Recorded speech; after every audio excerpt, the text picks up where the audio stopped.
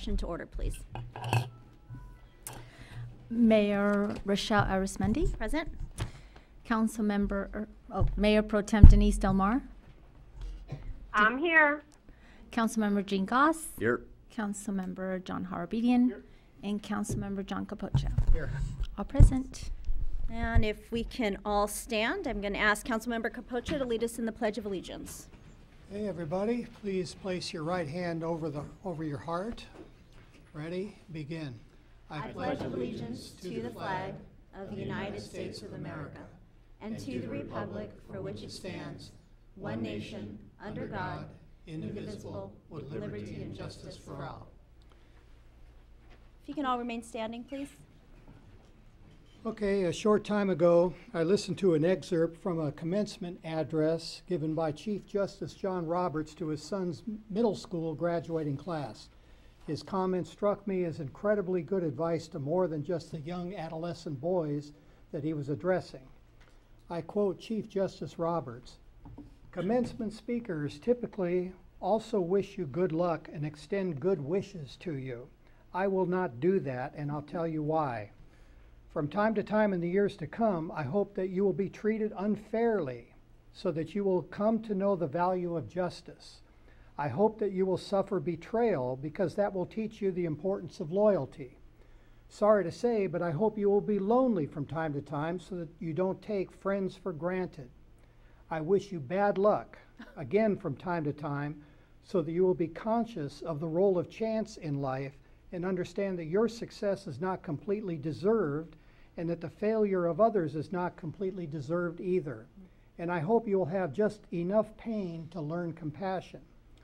Chief Justice Roberts also goes on to say, "People say be yourself because they want you to resist the impulse to conform to what others want you to be. But you can't be yourself if you don't learn who you are, and you can't learn who you are unless you think about it." Jumping ahead, he also gives the advice, "The best way to lose the values that are central to who you are is frankly not to think about them at all." With that, I'd like to ask that we take a minute to think about our values as Sierra Madreans. In closing, I want to tell you about a little short encounter that I had the other day with a longtime resident on the Mount Wilson Trail while walking my dogs. I was on my way down and stopped to pick up after my dog as this person was walking up. She stopped and thanked me for doing that. We both griped for a few minutes about people who don't pick up, and then she showed me her stash of trash that she collected in the first 10 minutes of her hike. This person hikes the trail almost every day, I believe, because every time I'm on the trail I see her, and I don't go that often. Walking down, I began to wonder how much trash she collected over the years. I'll bet it's a lot, and all of us that use that trail should thank her and others like her. I like to think that her actions are representative of one of our values as Sierra Madreans, that we appreciate what we have and we pitch in to take care of it. Thank you. Thank you. Thank you, Councilmember Capocha. Hopefully you can share that Robert's speech with me. That was great. Thanks. For the next item, I'd like to ask Madam City Attorney if she can do a report out from closed session, please. Thank you, Mayor Arismendi. The council met in closed session to get a briefing or an update on the case of CETT versus the City of Sierra Madre. And I would like to state for the record that the mayor was not present, given her continuing recusal from that matter. The council received a briefing and direction was provided to legal counsel. The council also met in closed session with legal counsel regarding a matter of anticipated litigation, and no action was taken. And that is the end of my report. Great. Thank you, Madam City Attorney. Our next item on the agenda is the approval of the agenda. I move to approve. I'll second. All in favor? Aye. Aye. Motion carries unanimously now. And we can move on to mayor and city council reports. Who'd like to start? I'll go quickly. 4th of July was really outstanding, and kudos to the 4th of July parade committee, which is full of volunteers. Every year they do it, and they did such a fantastic job as always. So thank you guys, all of you, and thanks to the residents who came out to enjoy it, even in the extreme heat. And thank you to staff. You know, I think I think Councilmember Goss said the same thing. It's my favorite event every year, and I thought it was just really outstanding. So. Thank you. I'll second that, and also just say that the concert in the park this Saturday was fantastic. And again, thanks for everybody to put that together, and just a really good choice for the band. I think it was sponsored by the Civic Club. So hope you bring them back again. Thanks. Thank you. And I'll just add my voice to that. The 4th was amazing as usual, had a blast. And the committee, as usual, did a wonderful job. The staff, all the volunteers, is fantastic. I'd like to just remind you, if you hadn't heard, that our 12-year-old Little League team did something that hasn't been done in over 4 decades. They won the District 17 championship on Sunday. And this is a phenomenal victory for Sierra Madre, because we're a tiny Little League drawing from very few young men and girls, and we were up against much larger leagues, as we always are. Many people that I know in Little League and have been in Little League for years didn't think this could possibly ever happen. And as a matter of just a minor matter of interest, the manager of this team is our very own city treasurer, Mike Amerio. I wanted to tell you, yeah, and congratulations to him and to all those young men. And I wanted to tell you, they now move on to sectionals, and which is the first too. And the sectional next game will be tomorrow night at 5:00 p.m. They could really use your help if you have any availability. It's in Tahunga. It's a little bit of a drive. Let me give you the address. You can probably look this up on the internet as well. It is 11950 Big Tahunga Canyon. That is the Tahunga Little League location where the sectionals are being held. That's my report. Great. What's the date of that? Tomorrow at 5:00. Great. So we are going to be inviting the team in a couple of weeks at our next city council meeting, and maybe we'll have another thing to celebrate at that time. So great, thank you for sharing that. Again, or actually, Council or Mayor Pro Tem Del Mar, do you have anything that you want to report? You know, the only thing I want to report, good evening everybody, is I typically feel really guilty when I can't be there in person for our city council meetings, but I have to tell you, I'm up in Redwood Shores, where the high today was only 75. So I'm feeling real guilty right now. But I do miss seeing all of you in person, but it's been nice to be up in this cooler weather, and hope it starts cooling off down there. And a big thank you to everybody who participated in our 4th of July festivities. And way to go Sierra Madre Little League. That's what really impressive. I hope everybody can go out to the game. Great, thank you. I think it's already been said about the 4th of July committee, but I just again want to commend the committee and staff for just an amazing job. I understand also our police department didn't have to deal with too many heavy hitting issues, so that's always great to hear. And as always, I pretty much sat in the dunk tank. So this year they're all little kids too that were just making sure that I stayed in that tank. So hopefully the Community Foundation raised a lot of money. 2 other items I just wanted to report on. I sit on the California League of Cities Board of Directors, and one issue that we've been tracking here in Sierra Madre is SB 231, which is Hertzberg bill, and classifying stormwater as a utility and putting that into the Prop 218 allowability or use for it. And that is something that as a council we stand pretty strongly against, as well as the San Gabriel Valley COG and other folks that are locally here. And unfortunately the board had decided to support that effort. So we'll keep our eye on it and hopefully still be vocal because to us I think this really impacts our residents here in Sierra Madre as well as those in San Gabriel Valley negatively. The last piece I wanted to report on is Assistant City Manager and I were able to attend an orientation for SoCal Edison's Emergency Operations Center, which I had no idea existed. I know of the county EOC. I know of the work that we do locally here with our CERT, and our CERT team does a really amazing work. But to know that utility companies are now going in this vein to make sure that in emergencies there's a really logistical way of responding to it and coordinating with the county and the state. So hopefully we'll never have to use them in any major emergency, but the one thing that I saw there so many times is don't use those metallic mylar balloons because that really does affect our electricity. So with that, that's all I have to report. We can move on to the next item, which is public comment. So for anybody that is here that would like to provide public comment on items not on the agenda, please come up to the podium, state your name and address, and if you can limit to 3 minutes, please. David Gordon, 460 Fairview Avenue.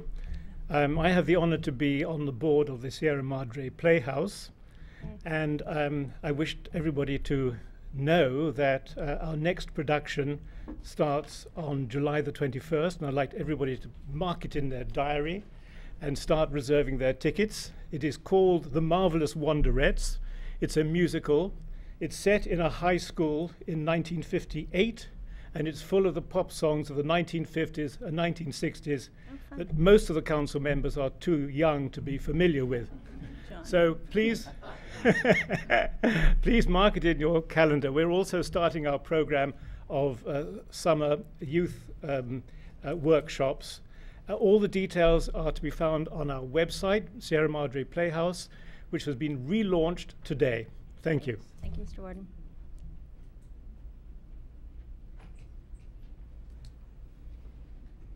Trustee Proctor. Hi, Rich Proctor, Library Trustee, and what a great city this is. You know, we've got a fantastic 4th of July parade. We have a championship Little League baseball team. We've got original theater going on, and we're having a super summer at the Sierra Madre Public Library.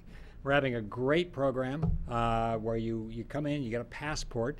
You can go in today, you can still get your passport in there, and when you get your passport, you get it stamped. If you read a book and or listen to a book on tape, you attend an event, you go to a local shopping area, you visit local landmarks, and once you get your passport filled up, you get cool prizes like, I don't know, they have like thermal lunch kits and all kinds of really, really wonderful stuff. Also, this Thursday on July 13th, there's going to be another library bingo film. They're going to show Princess Diaries. You get a bingo card, and every time a Sierra Madre location comes up, you mark your card, and if you get bingo, you win. You get a prize. And my favorite thing, on the 21st at 6:30, they're going to transform the library into a miniature golf course. Wow. They say with hazards and sand traps. Okay. So you can either bring your own putter. They'll have putters there. So yeah, I'm expecting to see you all there. It's going to be a cutthroat competition, I think, but you know. Anyway, it's going to be a lot of fun, and there's just a lot going on. And by the way, if you get too hot, no better place to go to cool off than the Sierra Madre Public Library. Thank you. Rich, when was that? Sorry. That's on the 21st, mini golf. Everything's 21st. Yeah. So we will see you there. Thank you, Trustee Proctor. Anyone else like to comment on items not on the agenda?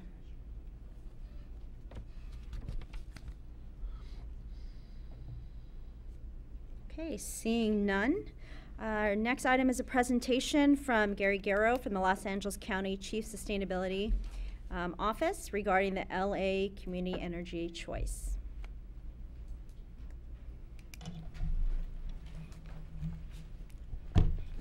Thank you for inviting us tonight. I need to say first, I'm not Gary Garrow.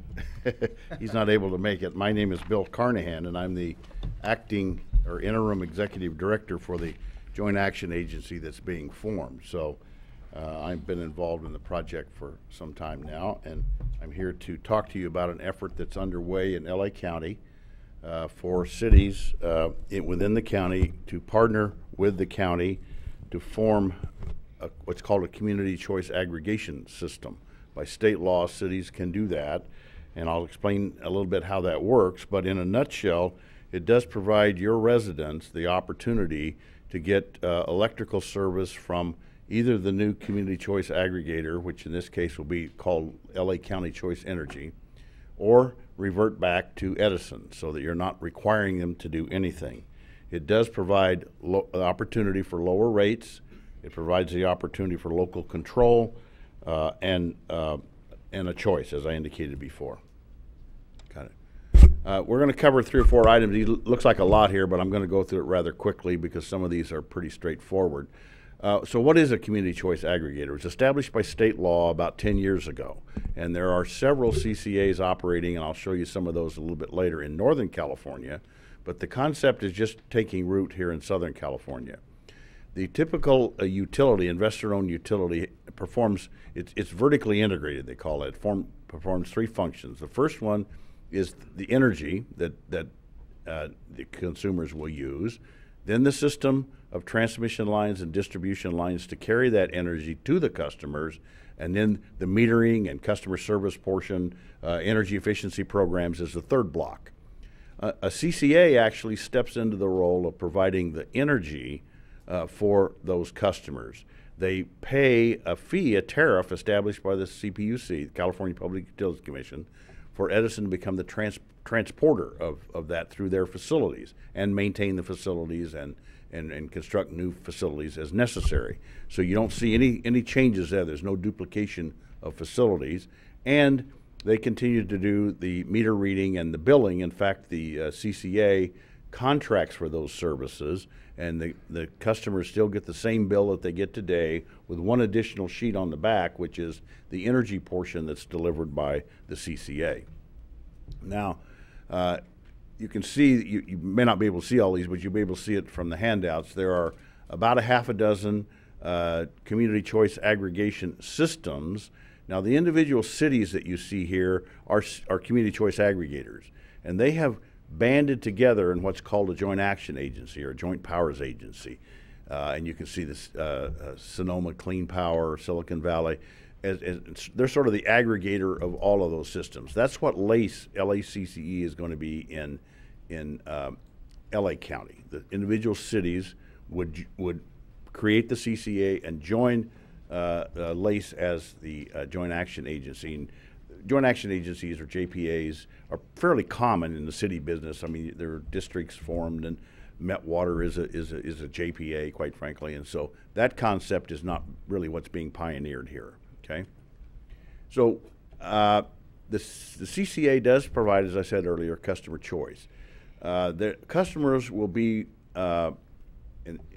until the board changes it otherwise, but initially they'll be offered 3 different rates. The first rate is the lowest required renewable resources that's required by all of the investor-owned utilities and municipal utilities in the state right now. That's about 28%. It's going to go up to 33% in 2020.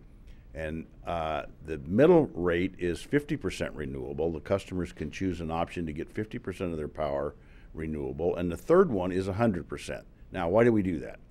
The first one generates the lowest rates. The blue bar are the existing Edison rates, and the green bars are the projected LACE rates based upon an engineering study that LA County had done, a very, very extensive and exhaustive study that shows the rates are going to be about 5% below. A customer, however, could pick, and that's at 28%, 30% renewables. The customer could choose 50% renewables and still be under Edison's base rate. So you actually could save money and get more renewables. You could actually go to 100% and be slightly above what the customers are paying today, but much, much lower than what you would pay Edison for that same rate. So it's sort of the combination. And when you come in to the Joint Action Agency, you will tell the agency sort of what your rate target is. You think our customers, your residents, will be at 50%. And so they'll use that for planning purposes, and that'll be the default rate where the customers come into the Joint Action Agency. However, each customer will have the opportunity to move up or down. They can pick any of those 3 rates, and if they don't like the program, they can go back to Edison. So you're not locking them in, okay? Now, the other impact, of course, and part of the motivator for some folks is greenhouse gas reduction. And you can see there, obviously, if you're getting more renewables in your mix and less conventional, you're actually decreasing the greenhouse gases by the numbers that you see there. The projected rate differential is about 5% lower for the LACE, retail energy portion of the bill at the base rate. That will provide some savings for the customers, or if we generate sufficient savings, there could be additional programs that were provided, like rebates for renewables or for PVs and things like that. There is an anticipation that at some point in time there may actually be some local construction of projects. You may have heard about community solar projects where renters, don't really have an opportunity to participate except through the 50% and 100% rates, because they don't own the roofs. They pay the electric bill, but they don't own the roofs. So some utilities are taking a look at building on city property or a landfill a small photovoltaic project that customers could sign up for, and actually that would be a construction project for the JPA, and that would create, of course, jobs locally, because that construction would be done locally. Board of Supervisors in March of 2015 actually went out and took this concept and hired an engineering consulting firm to look at the economic feasibility. And at that point, initially, they were actually just thinking about forming a CCA for the county loads in the unincorporated areas of the county. The CCAs cannot compete with municipal utilities like LADWP or Glendale, Pasadena, or Burbank, only the investor-owned utilities.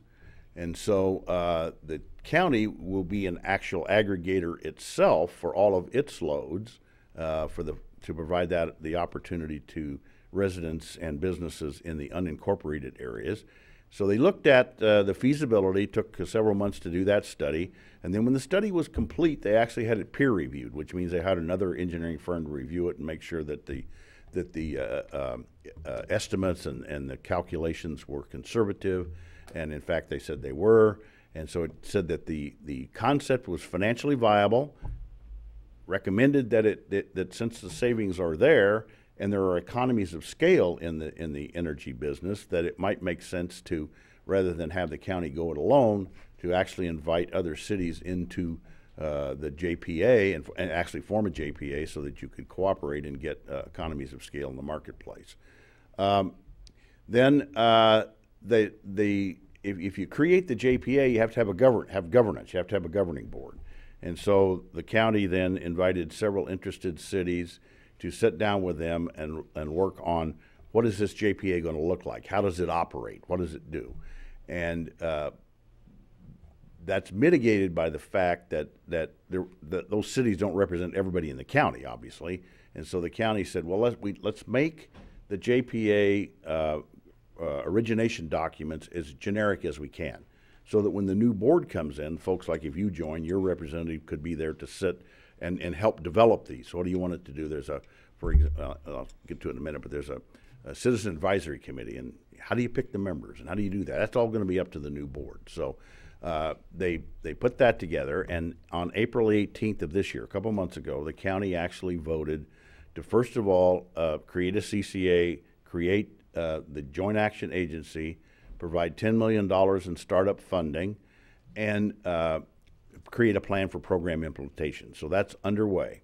Now, in order to make that happen, other members have to join. So what we're here doing and what we've been doing is going all over the county for interested cities to talk to them about the concept, to hopefully work and study it and determine that it's a good thing for you all and that you would join.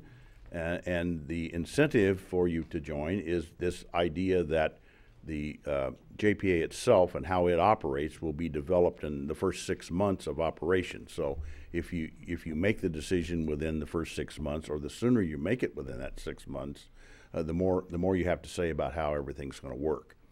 But the governance itself, the board, is one member, one vote. Every member has a member on the board of directors who has to be an elected official, so it would be one of you, presumably, and then you can have 2 alternates, and they can be anyone. They could be another council member, they could be a staffer, they could be whatever you want. And the items that are voted on are all done by one member, one vote, so that you don't have the large members running over the small members. That's step number one when you work cooperatively. The little folks don't want the big folks to run over them, and the big folks don't want the little little members to block what they want to do. That's sort of a classic example when you put folks together in an organization like that. So the way it's structured, and which is fairly common in the business of JPAs, one person, one vote, except for certain items that if there is an item that's passed, not that they can bring up new business, but if there is an item that's passed, a member can say, I want to call for a weighted vote. And the weighted vote then becomes the amount of business that you do with the entity, the power that you buy, okay? But it takes 3 members to do that. So the largest member might have over 50% of the votes, but they would have to have 2 other allies to be able to do that, okay? So that's, again, a protection on the high end that the big guy isn't always going to get his way. That they have to bring along 2 other members to agree to that, and it's not to create new items, it's only items that have been passed to review those as to whether they get defeated after they've been approved, okay? I hope that's not too confusing, but we can talk about it during Q&A, okay? But it's trying to balance the interests of everybody in the CCA and the JPA. There's a call for 3 committees within the entity, an executive committee, a finance committee, and a community advisory committee, which is yet to be determined how they're picked, but they're to provide input, like many of, I assume the city has lots of advisory committees also, and it's the same thing. How am I doing on time? Am I getting? I actually think we might be over time. Oh, okay. Well, let me see what we can get through here. Then let's talk about really an important item is what happens to the franchise fee. You know, actually nothing happens to the franchise fee because it's set by a different formula. Do you have a utility users tax here? Okay, now it will be impacted. It will be impacted to the extent that the rates are going to be lower because it's based upon a % of revenues that are generated within the city. So if the rates are 5% lower, that would take a 5% hit. However, all of your loads, City Hall and any of the city facilities you have, would be paying a lower rate also, so you'd be saving money on that side of the equation. You will be able to develop and implement your own community programs locally, like energy efficiencies and those kind of things. You'll have more local control. The rates are set by the board of directors, not by Sacramento, not by the PUC. Let's talk about what you have to do, next steps. If you're interested, and we'd be happy to provide whatever information you need, meet with you all, your staff, whatever you'd like to do to consider this, provide information.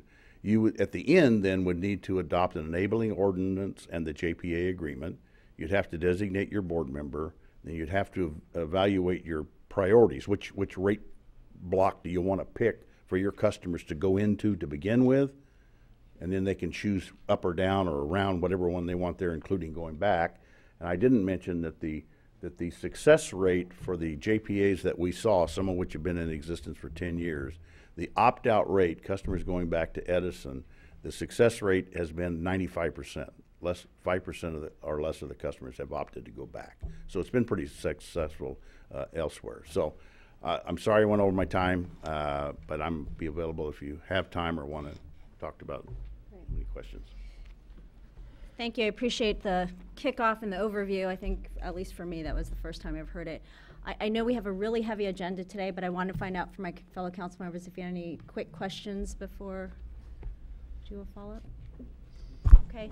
All right. Thank you, and we do have We're your available, contact and information. hope you give it serious consideration. Thank you so much. You. The next item on our agenda is another presentation, and I will ask for our presenter, Mr. Jason Farned, from San Gabriel Valley Mosquito and Vector Control to, if we can, keep it up to 5 minutes. I was just sharing when I saw this on the agenda that I just got 15 mosquito bites last week, so oh no. I'm really Well, we'll anxious just to turn hear. off the mic if I go over here. I'm all right. So my name is Jason Farned. I'm the Public Information Officer for San Gabriel Valley Mosquito and Vector Control District. Councilmember Capocha is on our Board of Trustees, and so he asked that I come and give you an update. I was here just about a year ago giving you an update. We talked about West Nile virus and invasive species. We're still talking about West Nile virus and invasive species, but I'll update you on what's happening there. Some new business at the district, though, is that we are accepting or bringing in 3 new cities into our district, Pasadena, South Pasadena, and Baldwin Park. So that's really good for you guys being so close to Pasadena and South Pasadena. They'll be receiving the same types of service, and we know that mosquitoes don't respect city boundaries, so knowing that they're a little bit safer will definitely help you. So I just want to remind everybody that mosquitoes do grow in water. They spend 3 out of 4 stages of their life cycle in the water. And so if we can just remove standing water around the city, if we can remove standing water around our yards, we can greatly reduce the population of mosquitoes and the potential for mosquito-borne disease. Different mosquitoes spread different diseases, and so our most common mosquito here in San Gabriel Valley is the common Culex mosquitoes, and they spread West Nile virus, and that's the most prominent mosquito-borne disease in California, and it's actually a lot more prominent than most people think. In 2015, we had a record year. There were 783 human cases, resulting in 53 deaths in the state. That resulted in 22 deaths here in Los Angeles County, 2 deaths right here in San Gabriel Valley. Last year there were 19 deaths, so it is impacting our community and our neighbors, and all of us should be paying attention and protecting ourselves. The second mosquito that we have here in San Gabriel Valley now is the invasive Aedes mosquitoes, and that's actually 3 different species of mosquitoes that we call the invasive Aedes mosquito. And anytime we find new mosquitoes in an area, it's important because since different mosquitoes spread different diseases, when we find new mosquitoes, it means that they could potentially be capable of transmitting or bringing in diseases that we've never had to worry about before. That is the case with the invasive Aedes mosquito. They spread a lot of tropical diseases that people of California have never had to worry about before, diseases like Zika, dengue, and chikungunya. And I'll give you an update on Zika just because that's been in the news quite a bit lately. But first, let's talk about West Nile virus. Just a quick update. West Nile virus is endemic in the state, which means that it's always present. It never goes away. It's here year-round, year after year. And it's virus that affects birds, so it's always in the bird population. And when the population of infected mosquitoes or population of infected birds gets high enough, that infection starts to spill over into humans and also horses. This is primarily the reason why we only hear about West Nile virus during the summer months when mosquito populations are high, but there is potential of transmission year-round. Just to give you an example, there has been 1 human case so far this year here in San Gabriel Valley, and that infection onset was in March, which is a little strange. That's a little bit early, but it's a good example that wrong place at the wrong time, this virus can be circulated year-round. Because there's no vaccine and no treatment for mosquito virus, personal protection, protecting yourself from mosquito bites is extremely important. The Vector Control District is out every day searching for mosquito sources and really managing the population of mosquitoes. By bringing down the population of the mosquitoes, we can reduce the risk of mosquito-borne disease, but we can never eliminate all the mosquitoes altogether. So it's really important that individuals are also looking for standing water around their property to protect themselves, but also trying to prevent themselves from getting mosquito bites. The best way to do that is wearing repellent with an active ingredient of DEET, which is definitely the gold standard, but the EPA also suggests some others. Picaridin as an active ingredient, or oil of lemon eucalyptus also works well. Wearing long sleeves and long pants, which is tough when it's 100 degrees outside, but especially during dusk and dawn when mosquitoes are most active. If you're spending any time outdoors, it's a good idea to keep yourself covered up. Also, screens on windows and doors are important, making sure that there are no holes or tears in those screens so the mosquitoes can't get in while you're in the house. Let's talk about invasive Aedes just a second. We recently found invasive Aedes while we were doing our initial inspections in Pasadena and South Pasadena. So now a total of those 26 cities that we cover in our district, all the cities invasive Aedes have been found. Populations are greater in some areas than others, which means that biting pressure and people noticing these mosquitoes are different. But the biggest change for people is that they're going to notice aggressive day-biting mosquitoes. These mosquitoes bite really aggressively during the day, which is something people of California aren't used to. The other thing to pay attention with these mosquitoes is that they breed in really small containers of water, and they prefer urban areas and they prefer people's backyards. So anything more than a teaspoon of water left out for more than a few days will grow these mosquitoes. And us as a public health agency, we're out there searching for these mosquitoes and reducing populations, but there's no way that we can find all of those sources in people's backyards. So it's really important that we all are looking for these sources. This is the best or most dramatic example I can give you. This is a bottle cap filled with sprinkler water. Each one of these bottle caps that are filled with water here are growing mosquito larvae. And so you can see how difficult it would be for us to go into everybody's backyard looking for bottle caps. But if residents can kind of manage their own property and take the responsibility on themselves, share that responsibility, we can reduce the threat from these mosquitoes. Now, Zika virus, really quickly, it's been in the news a lot lately. I want to let people know that none of these mosquitoes at this time are transmitting Zika. 80% of people who contract Zika will not show any symptoms at all. The other 20% will have mild illness. But what makes this disease really scary is that it really affects children or pregnant women. Women who are pregnant that contract Zika virus, they'll give birth to, potentially to a baby with birth defects, small heads, deformed brain, a condition called microcephaly. There have been thousands of children born just last year with microcephaly in Brazil and the Caribbean and South America. There have even been hundreds of women here in the United States that have given birth to babies with microcephaly by contracting the Zika virus outside of the country. We have the mosquito here and we have the virus because people are bringing the virus in when they travel. And so because the virus is present and the vector is present, as soon as those things cross, that's how local transmission will start. So if someone gets infected while traveling and comes home, one of our local mosquitoes bite them, we can start local transmission. So it's really important that if you're traveling outside the country, especially to a place where Zika virus is being transmitted, that you wear mosquito repellent and protect yourself from mosquito bites. Also wear mosquito repellent when you come back, because even if you're not showing any symptoms, you could potentially pass that virus on to the local mosquitoes. Our current response, we're doing a lot of community outreach to teach people about invasive Aedes. On July 19th, there's going to be a community workshop in Arcadia Public Library. People of all over the district are more than welcome to come. We're also doing CDC training and response protocol, and we're searching for invasive Aedes all over the district. So residents can keep their properties mosquito-free by looking for these containers, share the knowledge, also call and use the resources of the district. We're a public health agency, and we have a lot of free services that we can provide. And for more information, you can give us a call, and we're happy to help. And if there's time for questions, I'm happy to answer anything. Thank you, Mr. Farned.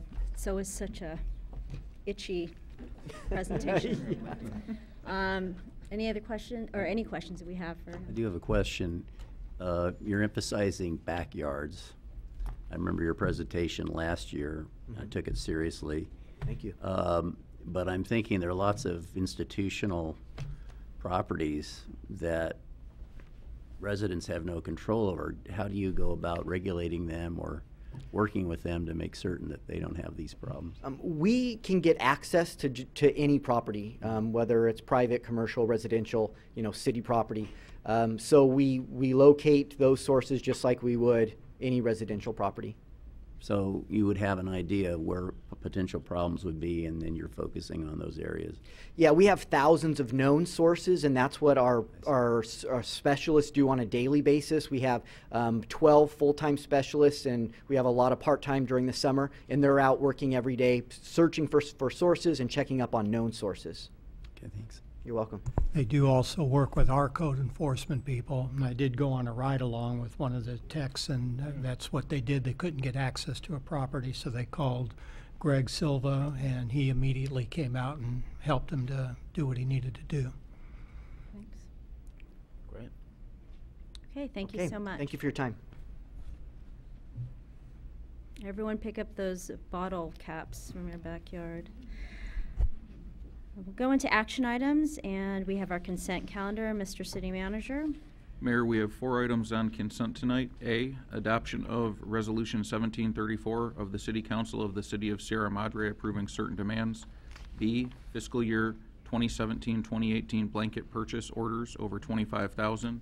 C, notice of completion fiscal year 2016-2017 sewer system repair project. And D, second reading of Municipal Code Text Amendment 1704, amending Chapters 17.08 definitions, Chapter 17.20 R1 one family residential zone, Chapter 17.28, R3, multiple family residential zone, Chapter 17.30, RC, residential canyon zone, Chapter 17.60, variances and conditional use permits, and Chapter 17.72, signs, and deleting Chapter 17.76, condominium and apartment projects. Great, thank you. I'd like to bring that to City Council, see if we have any questions on any of the items, starting with item A, B, C, or D. Given that, I'd like to entertain a motion for approval. Oh, thank you. Public comment on any of the consent calendar items. If you want to come to the podium if you have any public comment on those. Seeing none. I'll move for approval. Second it. All in favor? Aye. Okay, motion. Aye. Motion carries unanimously. And now we can move into public hearings. So for the first item, the first reading of the ordinance 1388 Municipal Code Text Amendment 17-03, amending Chapter 17.1 on marijuana cultivation and dispensaries. Mr. City Manager, will I direct that to you? We'll have Director Gonzalez address the council, please. Thank you.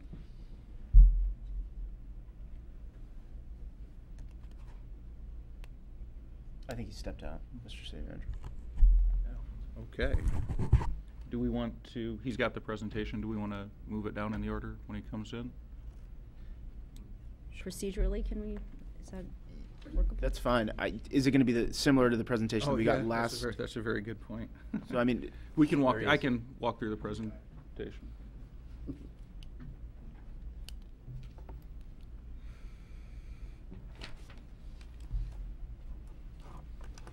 Great, Director Gonzalez.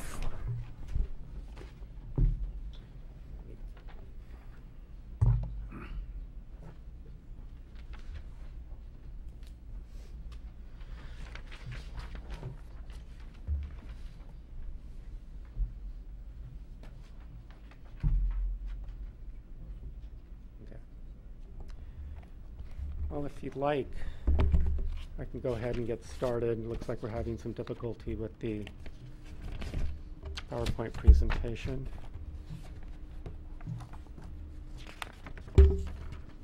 Sure, that would be So great. the purpose of the ordinance amends Title 17 of the Marijuana Cultivation and Dispensaries of the Municipal Code, and you do have the PowerPoint presentation before you. And the entire purpose is really to establish local control measures in response to the passage of Proposition 64, which is the adult use of marijuana, which was enacted by and voted into law by the citizens of California through Proposition 64. The components of the Municipal Code text amendment predominantly prohibits the issuance of any license or entitlement for the cultivation and dispensation of marijuana products in the city, whether for medical or non-medical purposes, and it also regulates personal marijuana uses. On June 27th, the City Council did initiate a discussion on this topic, and we spent further discussion regarding the cultivation of marijuana for personal use. And as a reminder, state law allows the personal cultivation of up to 6 plants on the grounds of a private residence. The city may not prohibit cultivation inside a private residence, so cultivation is allowed within a residence or within an accessory structure on the grounds of that residence. The city also does, however, retain regulatory authority to completely ban cultivation outdoors. And based on council feedback at the June 27th meeting, staff amended the proposed ordinance to assert local control measures to ban outdoor cultivation in its entirety. As addressed by council, there are many unanswered questions, including the role of code enforcement and how we handle neighbor disputes specific to security, odor, and the type of outdoor structures which would be suitable for this type of use. And for this reason, we are proposing to move forward with the ordinance as presented to you. Again, it's a complete ban of outdoor cultivation, commercial cultivation, and dispensaries. and also to ban outdoor cultivation outdoors, with the exception that it's located within an accessory structure. And all of this will have to take place according to state licensing procedures by January 2018.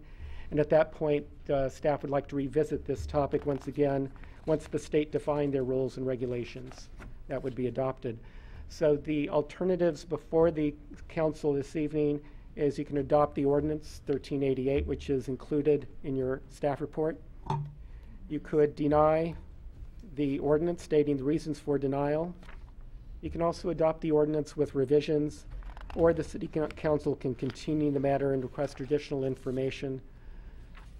The recommendation that its staff is putting forward is that the city council recommend that the city council adopt Municipal Code Text Amendment 1703, amending Chapter 17.10 of the City of Sierra Madre Municipal Code, regulating personal marijuana uses and prohibiting commercial marijuana uses, whether for medical or non-medical purposes, pursuant to City Council Resolution 1388. And if you have any questions, I would be happy to answer them at this time. Thank you, Director Gonzalez. I'd like to ask if council has any questions for Director.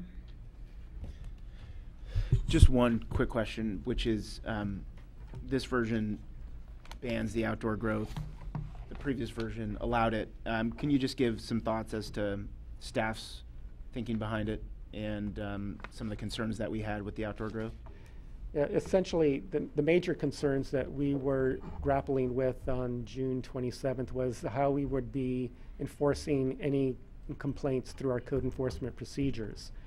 And I believe we're going to have to really look at that very carefully.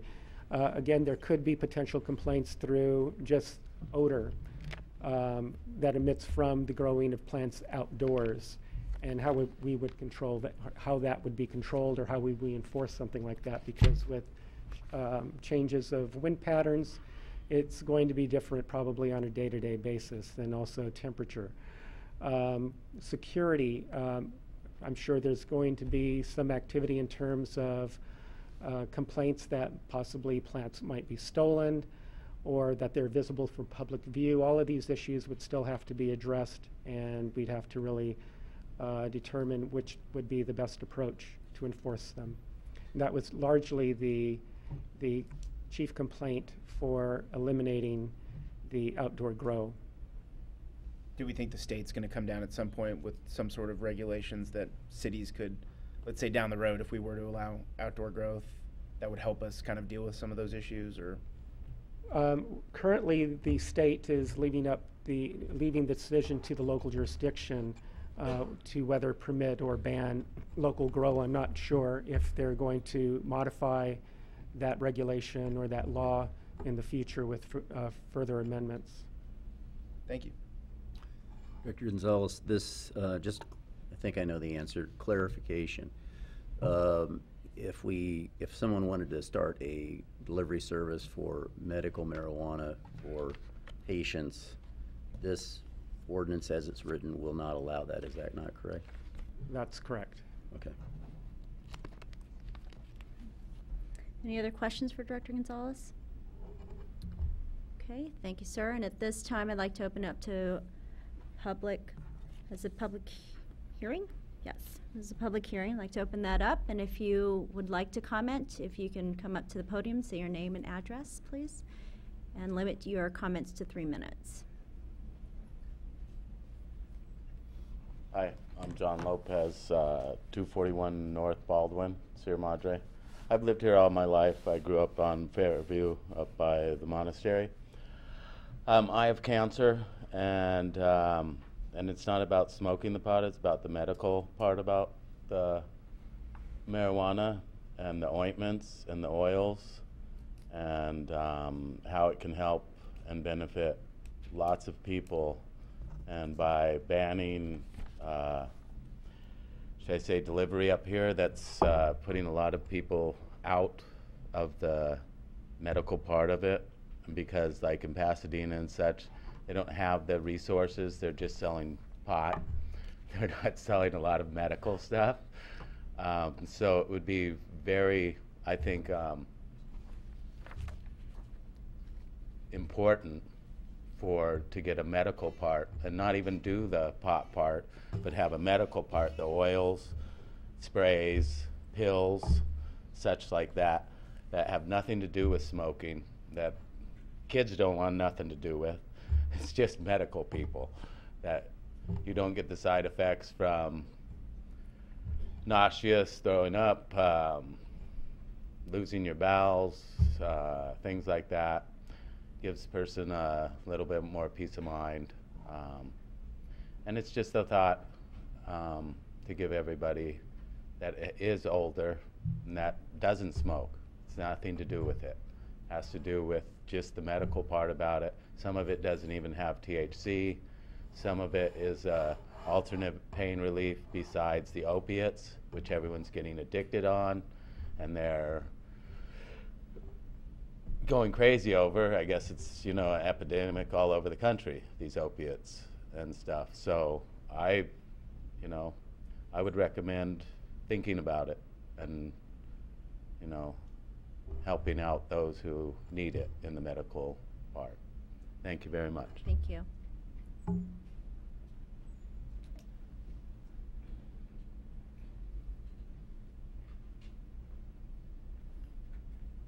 My name is Steve McCammon, 491 Crestvale Drive, Sierra Madre. I'd like to thank the mayor and staff for their consideration after these issues were addressed at the last meeting. You're very attentive. The previous speaker, I moved up the street from him when I was 2 years old.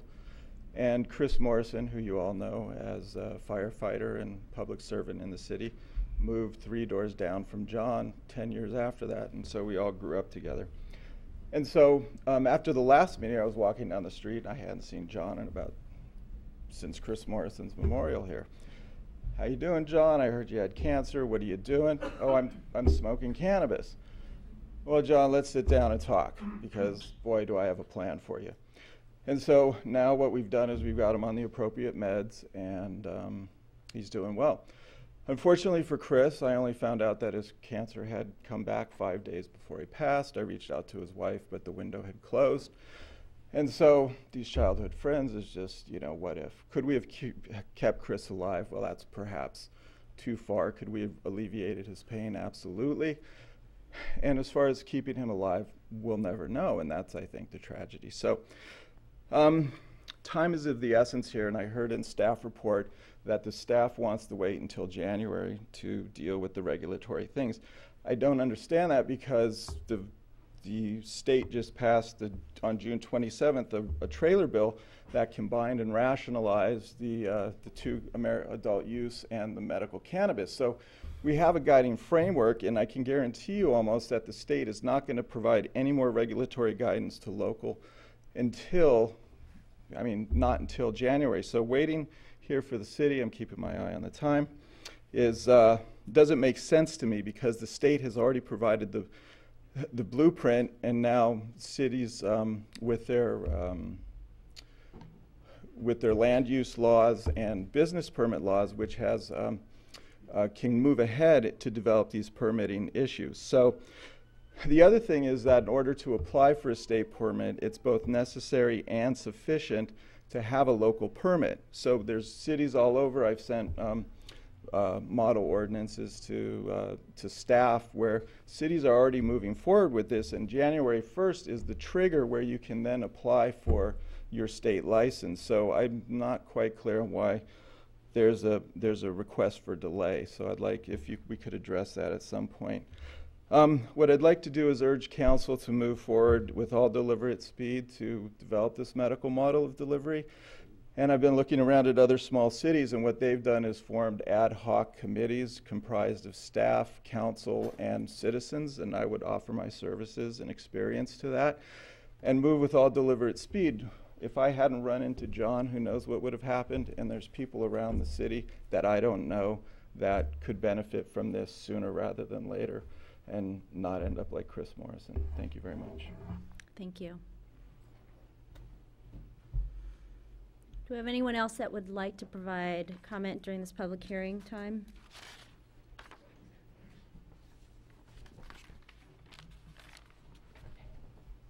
Hi, my name is Colin O'Fallon. I live at 751 Woodland Drive, Sierra Madre. I wasn't going to talk because I was helping a neighbour. I got poison ivy. Oh, no. But, you know, I've been working on it for about a year and a half. There is no state license. There was no distribution license. They did join together. They're coming together. I would say wait, because there's a lot of cities that are jumping forward and they don't know what they're doing. Laurie Ajax is the one who's going to be giving out the licenses from the state, and they don't even know what they're still doing. And there's a lot of cities will not qualify because they don't meet what the state requirements are of the distances from the schools, from the houses. The thing about the 6 plans, I would recommend if somebody does have cancer, yes, I don't have cancer, I don't smoke marijuana or pot, but you should allow them to grow 6 plants. There is nothing in the state saying about this. The smell is not going to be a major issue. There's going to be more a major issue if you have people growing it in their house and there's a fire start. So I think 6 plants is fine. If somebody has cancer, you should allow them.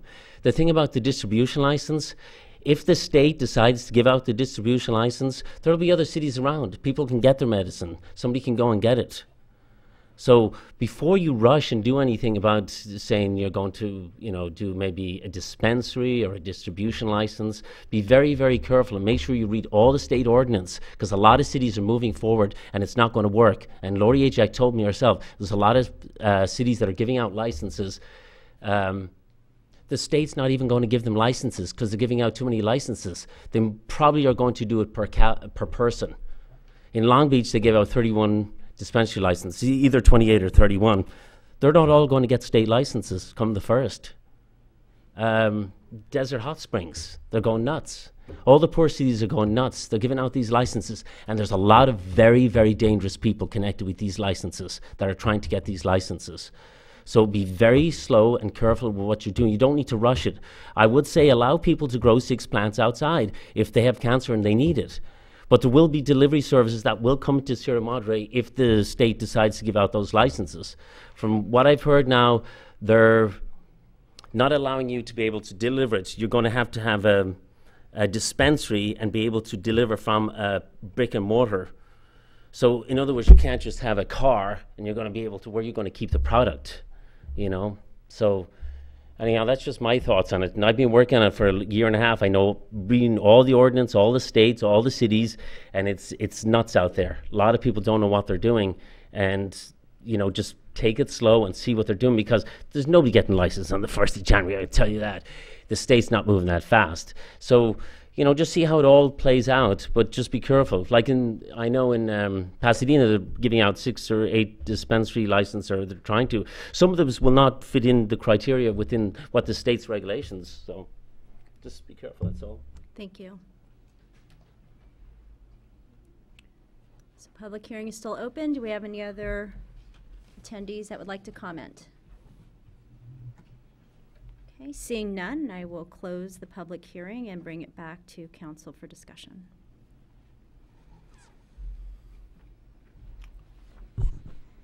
So I'm fine with the ordinance as is. You know, I think the big thing that I struggled with was the growing outside.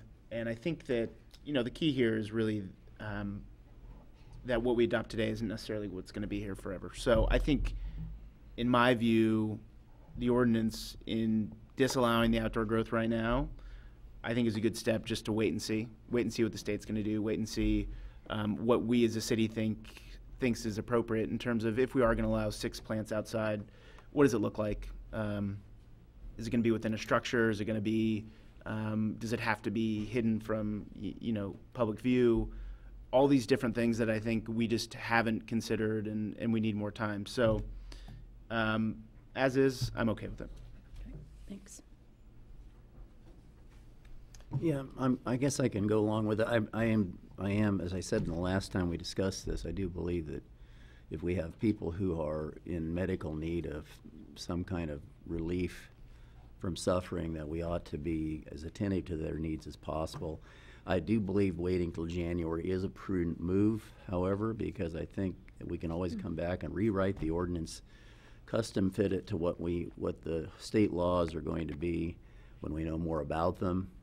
And I hope at that time that we will give great consideration to some kind of a delivery service for medical marijuana patients. The idea of keeping,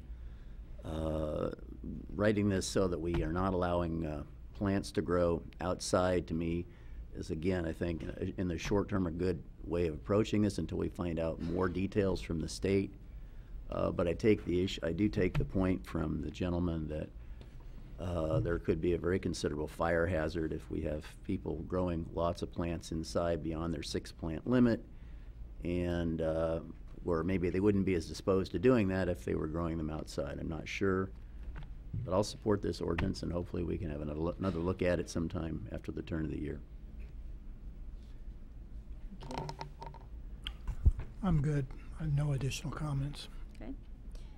Mayor Pro Tem Delmar, do you have any comments? Yes, good evening. I'm okay with the ordinance as it's written. I do think that we may be changing the ordinance come forward, after January 1, but right now let's do what we can do and comply with the law. Thank you. Given that this is something that the voters had voted on in our state, I think it's very prudent of us to make sure that we're doing our due diligence to put in land use ordinance to make sure that we're not just being reactive to the state law, but we are putting things in place that we are driving as a city. I actually was probably one of the only people that was okay with the outdoor growth, but I appreciate that we're going to be more cautious about it, and we can reconsider it after January if we get additional guidance. I also would be interested to see what delivery looks like. The dispensary part is one piece that I felt very strongly about not having in town, but I would like us to look into that, and whether it be through an ad hoc, whether it be through just staff coming back after January, once we do get more guidance from the state, I'd like to see what that looks like. Given that, I am in support of the way that the ordinance is written. I'll move for approval. I'll second. All in favor? Aye. Aye. Aye. And the motion carries unanimously. Thank you. Okay, the next item for public hearing is the appeal of the Planning Commission decision denying requests for a discretionary demolition permit to allow the reconstruction of details at 126 East Miramonte. And I will ask Director Gonzalez if he can provide that presentation for us, please.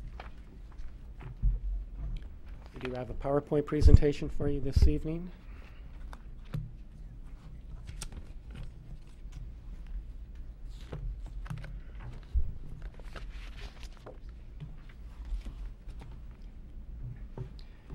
The City Council is conducting a de novo hearing this evening to consider an appeal of the Planning Commission decision denying discretionary demolition permit 16-01.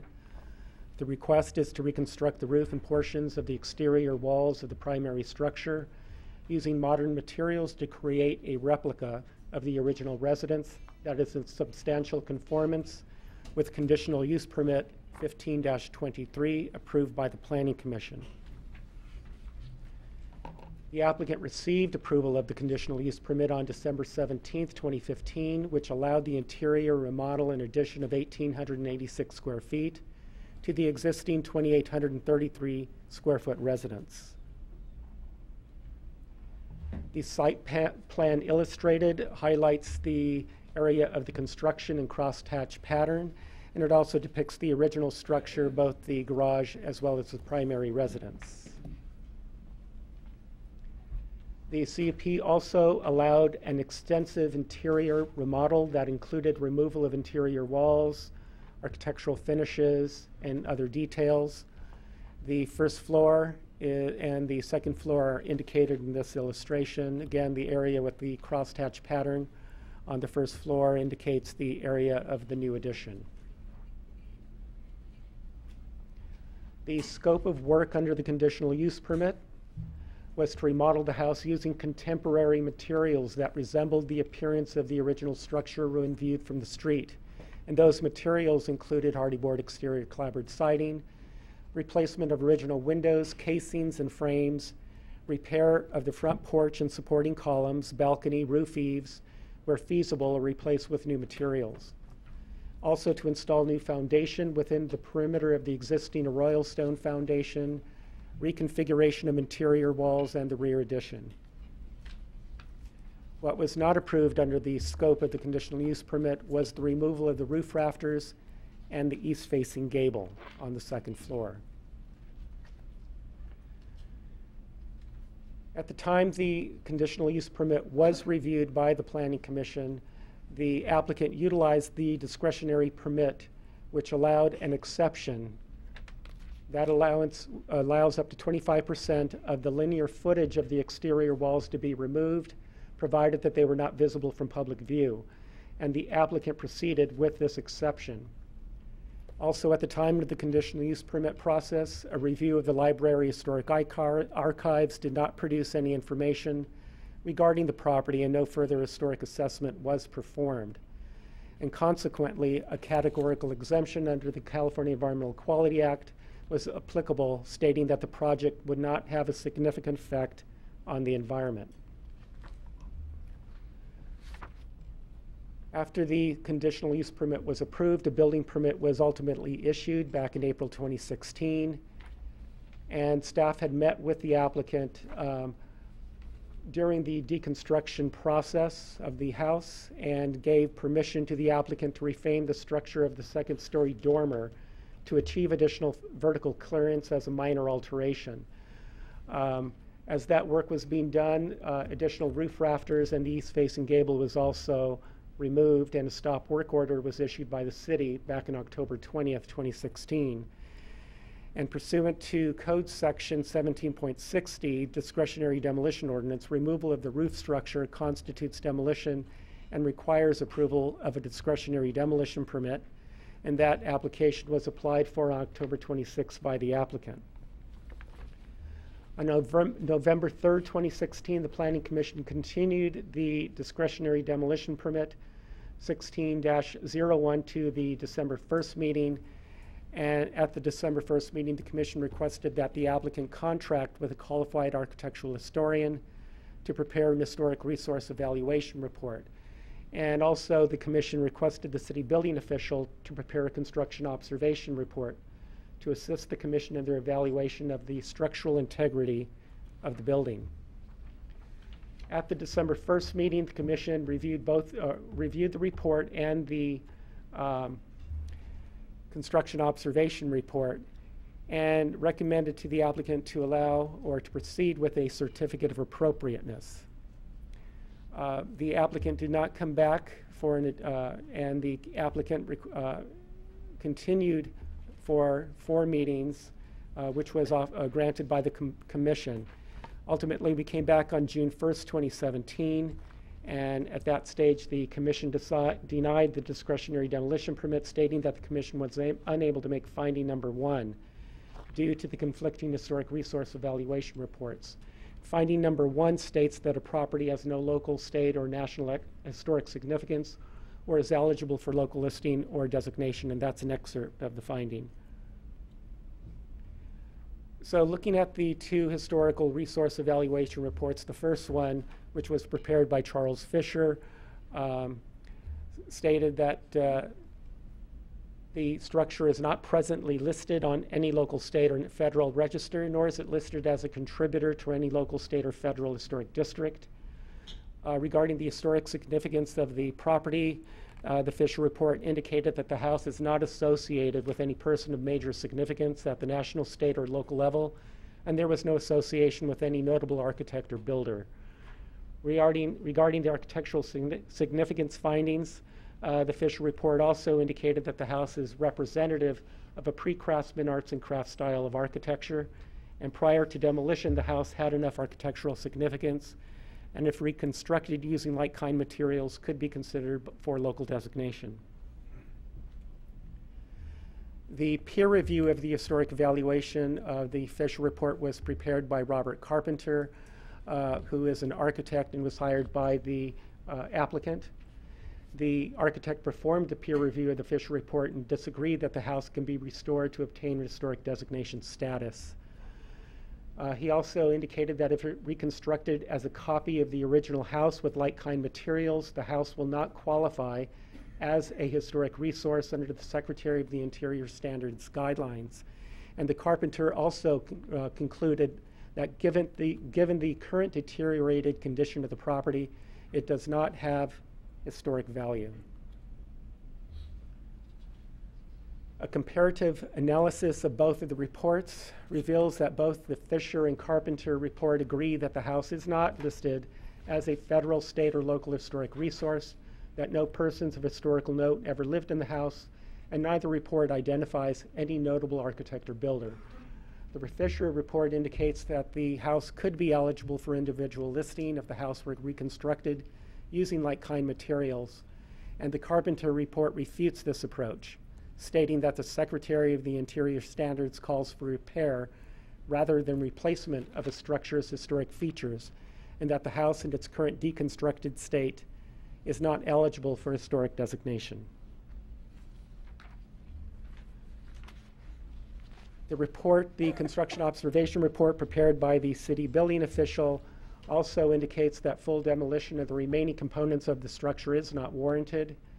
The investigation revealed extensive damage to the sill plates that rest on the stone foundation, inadequate structural framing of the existing exterior walls, in particular the first floor east building elevation, and the entire second story exterior walls, gables, and roof.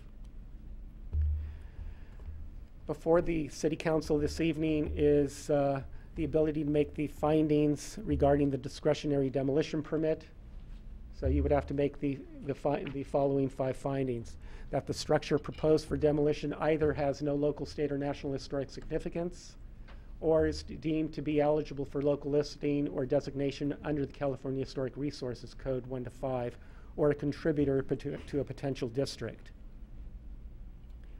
The second finding is that the proposed demolition activities will not unreasonably interfere with the use, possession, and the enjoyment of the surrounding and adjacent properties, that there is a demonstrated need for the demolition activity requested, and that the result of the demolition activity is consistent with the objectives of the general plan.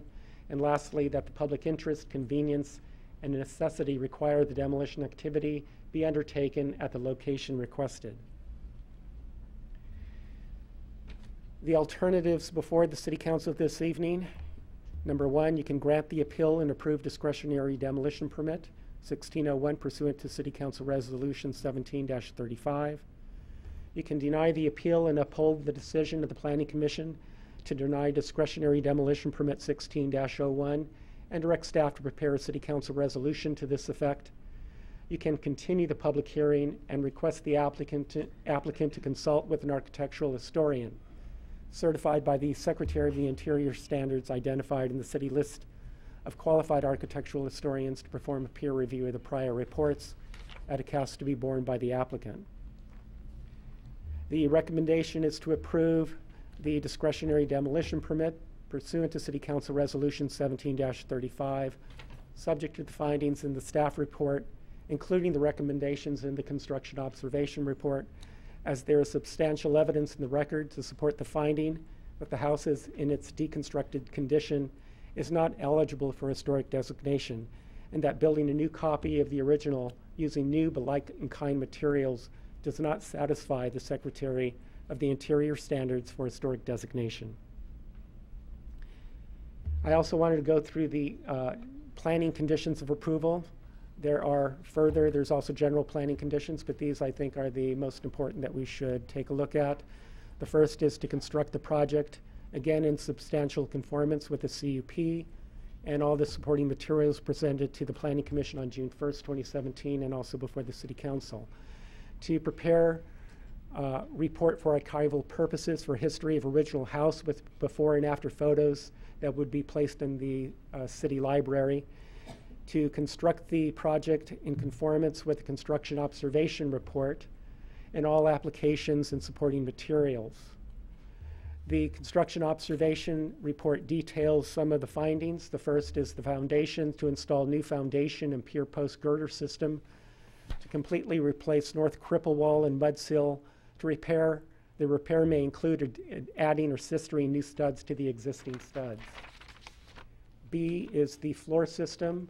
And the report indicates to repair or replace deteriorated floor joists as necessary in both first and second floor, Repair may include adding or sistering new floor joists to existing joists and to replace all rim joists. Exterior framing is the next category. The first floor is identified to replace the east dining room exterior framing, including new double top plate and plywood shear wall. To replace and repair the studs. The repair may include adding or sistering new studs to existing stud, and also adding strapping at existing single plate breaks. On the second floor, the recommendation is to completely replace all exterior walls to install new double top plates and plywood shear walls. The roof, the new replacement structural roof system will be required to match the approved removed roof. It must be installed to provide minimum ceiling height clearance for the second story room and shall not exceed the maximum 25-foot height restriction. And as a result of that increase in height of the second story roof, the chimney may also increase in height to accommodate the required 2-foot clearance between the top of the roof ridge and the top of the chimney cap. Also, we discussed the garage and inspected the garage. A new roof must be installed, and that roof must match the slope and type of roofing material for the main dwelling. And as part of the east foundation, which revealed significant damage, that foundation must be repaired or replaced, and a new slab must be installed. And that concludes the staff presentation, where both myself and the building official are here to answer any questions that you might have at this time. Thank you, Director Gonzalez. I'd like to find out if council has any questions. Well, where to start? Can I go first? Sure. Okay, just on one of these slides, page 10 of your slides, it says the commission requested that the applicant contract with a qualified architectural historian to prepare a historical resource evaluation report. So again, what triggered this, the request to retain this evaluation report, was the removal of the rafters. Is that? That's correct. Okay, now the rafters themselves, if we go back to the moment while the demolition was being done to the moment before the rafters were removed, because the rest of the features were already removed from the house, would the house be considered historic at that point after the features have been removed? My understanding is, just reading the standards, is that if the house has been substantially altered, that it is no longer considered historic. That's correct. In particular, in this case, none of the materials were salvaged per the direction of the Planning Commission. And so none of the original material, very little of the original exterior features of the building were retained and therefore considered not historic in this case. So let me just take this one step further. I mean, say we have a house built in the same time frame in the 1910s or whatever, and I've seen a lot of these houses, not necessarily in Sierra Madre, but in other cities, that the clapboards have all been, stuccoed over, and a lot of architectural features have been removed. And what if somebody had a house like that, and because it was built, it's over 75 years old, and they go for a discretionary demolition permit just simply because it's old, and the house had been altered as such, would that house be considered historic?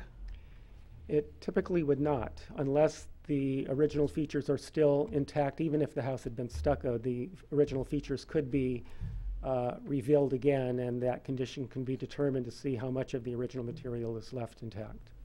Okay, so I mean, what's interesting to me about this is that the report, when the contractor was hired to perform this evaluation report, what was he asked to do? Was he asked to make a determination at the time that the trigger for the demolition permit, which is the roof rafters, Or was he asked to go back in time and ask whether this was ever could have been historic?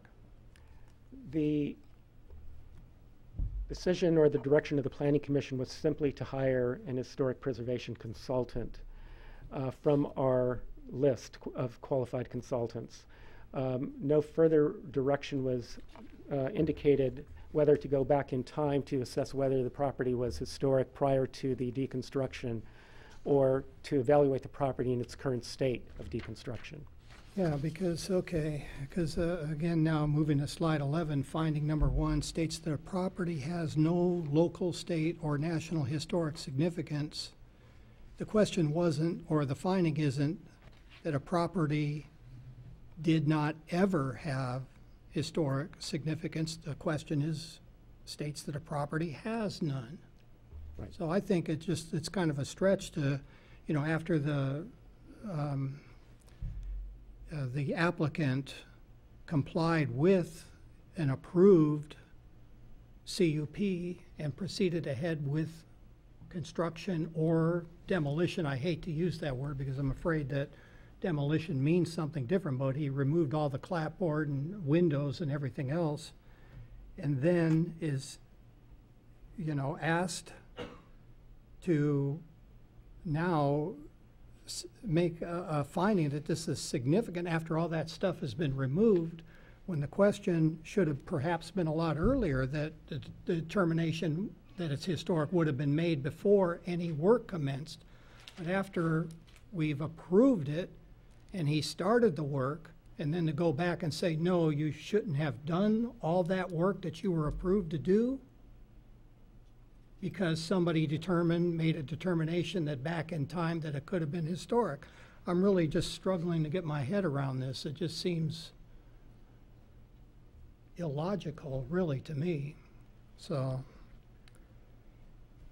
then I'm just wondering, this reminds me of the situation with the Craft House a few years ago, where that, I guess, could have been considered a historic home on Highland Avenue.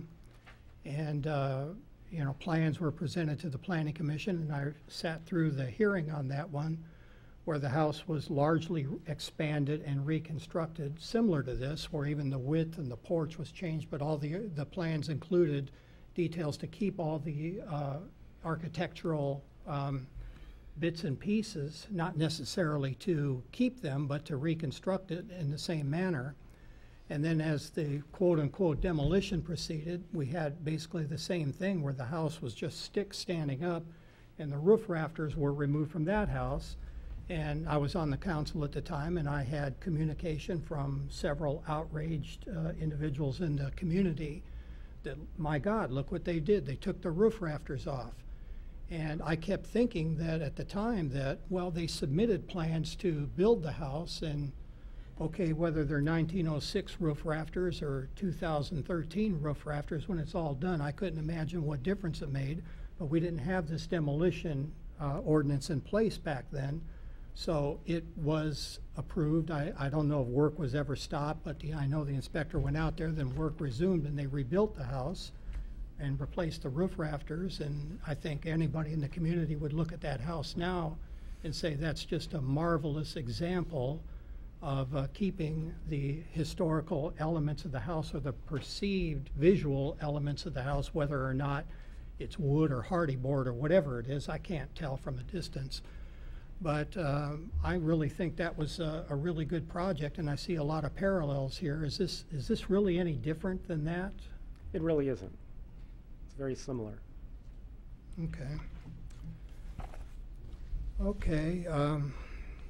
The Fisher report indicates that the house could be eligible for individual listing if the house were reconstructed. But is even that finding, is that kind of a stretch? Can we make them reconstruct using like-kind materials? If we were to deny this, it was what would happen if we were? We would not be able to force any applicant to replace or reconstruct with like-kind materials, especially after they've all been removed. Okay. So we're really asked here, I mean, the bottom line is we've got two reports that are really in conflict on that one key point of whether the house was reconstructed using like-kind materials, whether it would be considered historic. One report says that, and one report says the opposite, that you cannot make this house historic because the elements that defined it as historic are completely gone and can't be recovered. So that's really the crux of it. So what, I mean, I'm really not clear on the basis where the Fisher report indicates that it could be. I mean, what are they saying in the code that causes him to come to that conclusion that this could be historic if it were reconstructed? In my opinion, it wouldn't be considered historic if it were reconstructed. If it would have to be taken a whole different approach. It would be more of a restoration effort.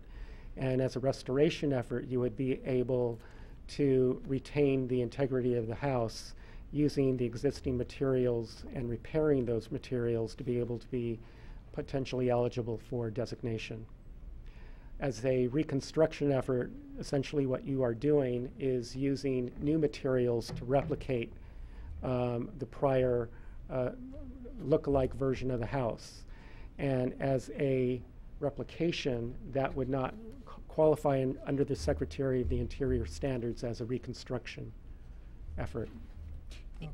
And Councilmember Kowaczyk, can I just follow up on that question just for clarification? So can you clarify the individual listing? Because it's my understanding that even with a replication or a contemporary replica, that it still would not qualify as a national? It wouldn't qualify as both a national register or a state register and also a local register.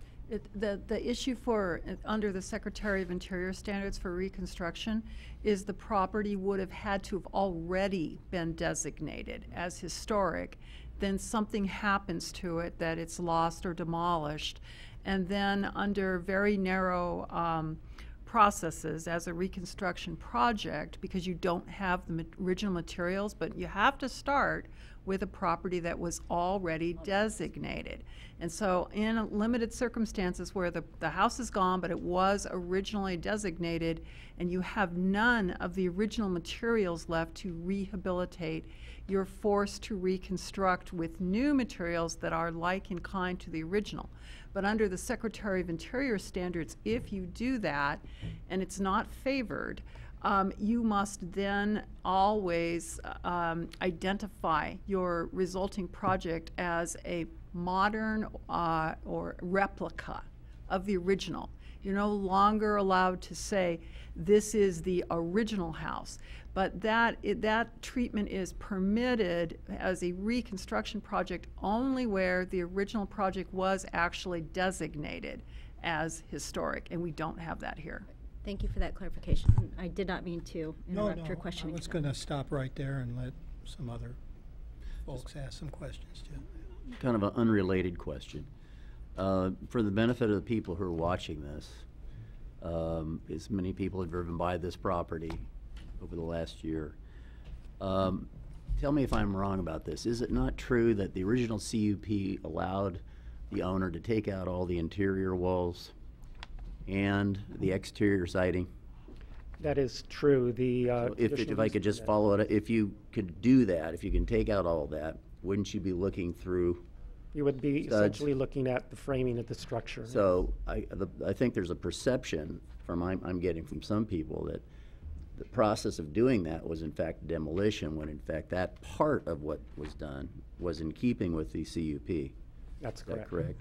So I'm not that goes to the issue of whether it's historic or not, but I know that is driving some of the thoughts about the project. That's correct.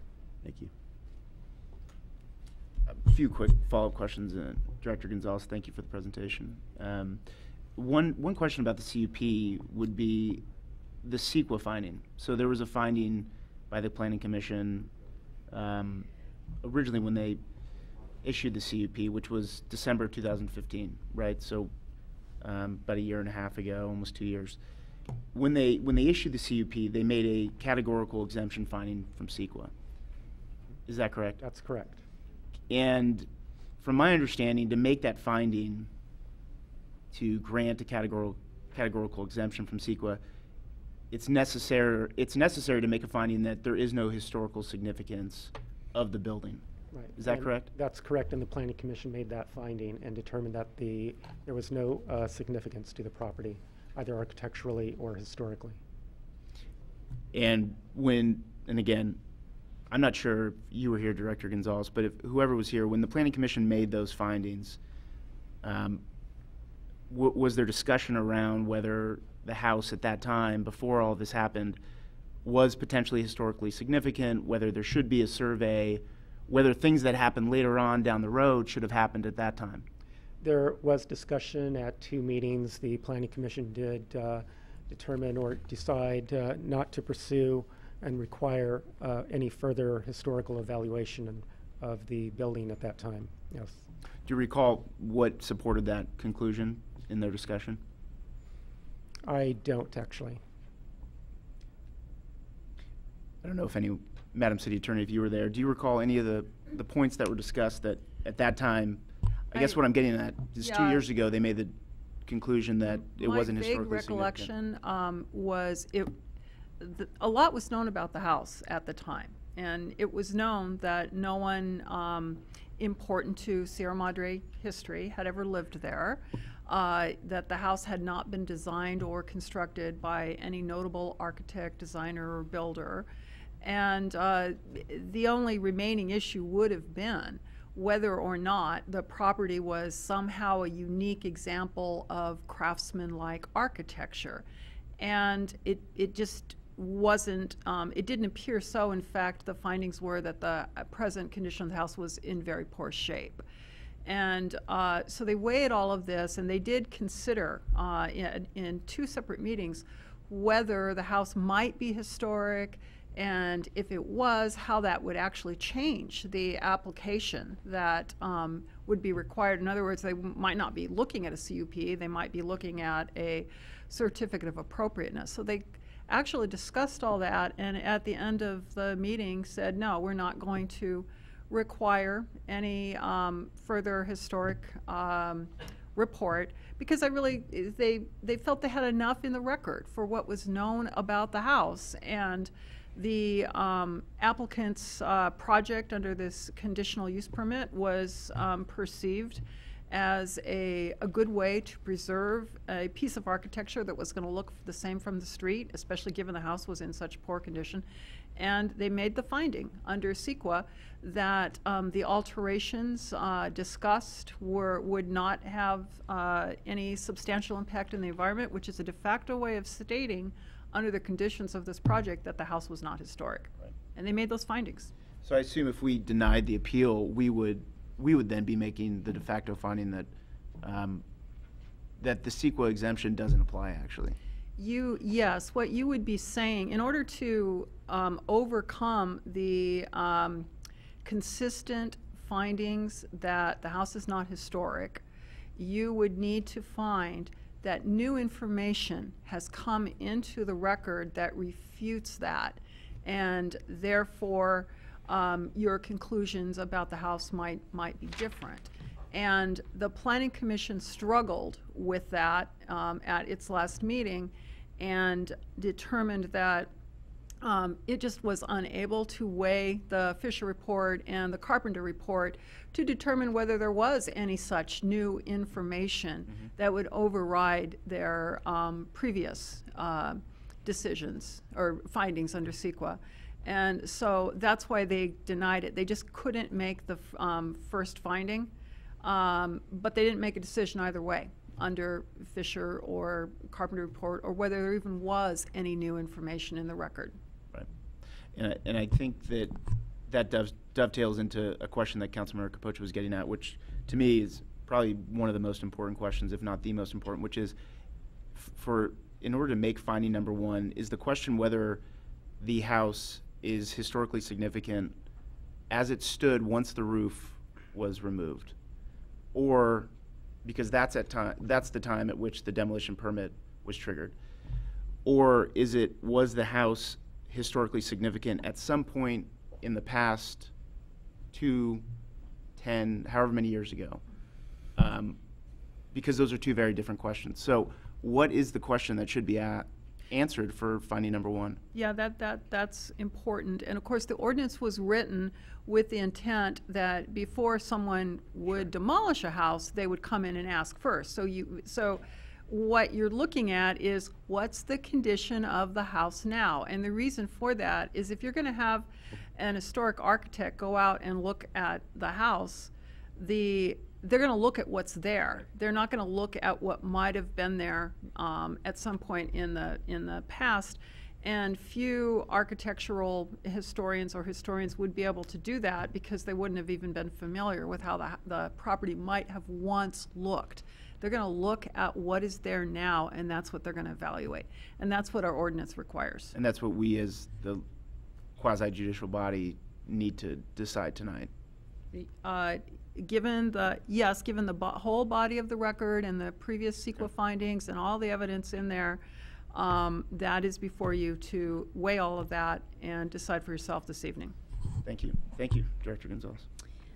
And I'd like to just another clarifying question. So if, going back in the sequence of events, if the roof itself was not touched or that the structure of the support structure, if that was not touched, this would have moved forward. We wouldn't have gone to the question of discretion demolition ordinance, correct? That's correct. Okay, but because that was done, that triggered this next step of saying, well, wait a second, you have to now look at a different way of moving forward. That's correct. The discretionary demolition permit ordinance also indicates that if you remove the roof, that would be considered demolition. All the other elements of the structure that we saw, all the exterior framing, both the first and second floor, even though reduced to simple framing, you can see through the house interior, demolition and removal of walls, all that was permitted through the conditional use permit. Okay. And with the categorical exemption under CEQA. Okay. Yes. So Mayor Pro Tem Delmar, do you have any questions? Yes. Yeah, I actually have 2 questions. Thank you, Director Gonzalez. Can you all hear me okay? Yes. Yes. Okay. First of all, I really need clarification regarding our historical preservation ordinance. That only covers the exterior of the home. It does not cover the interior, correct? That is correct. And then my second question is that the applicant did get permission to remove a portion of the roof, the domers, but they did not get permission to remove the roof rafters or the gables. That is also accurate. And it's because of that removal, and the other council members had stated this, it was because that was removed that we had to go to the discretionary demolition ordinance, which then prompted all of our historical significance information being gathered. That is correct. Okay, thank you. Okay, any other questions before we open up the public hearing? Okay, thank you, Director. Now we'll go ahead and open up the public hearing. If again you can please state your name and your address at the podium, and also you have 3 minutes if you can please keep your comments to that. Hi, Ann Chesterman, 671 Brookside Lane. Just to say, what is the similarity or not between denying the previous buyers, the Brown family, from demolishing the house in comparison to what we have today with the CUP?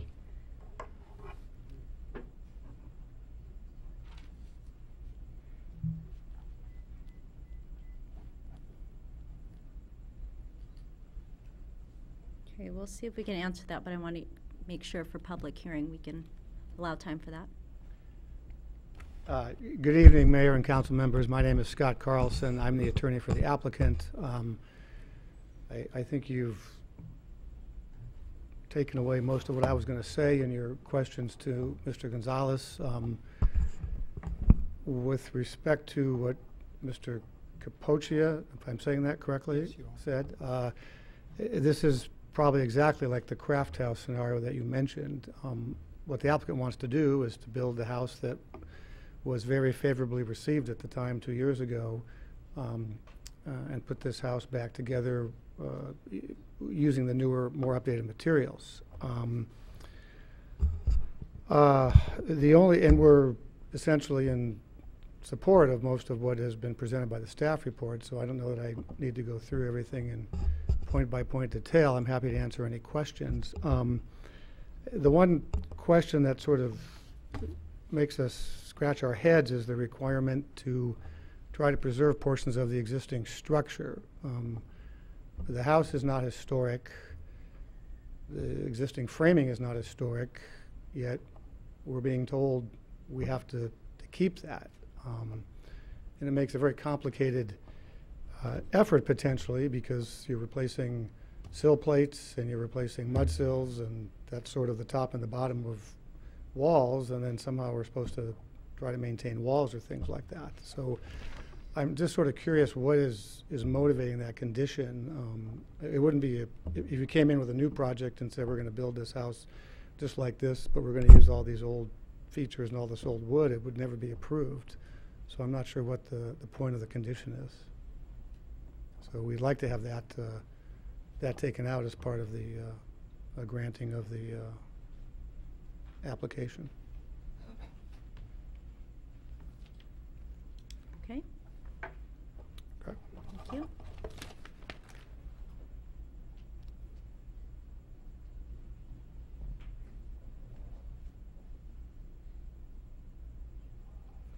Hi, Barbara Lee Klein.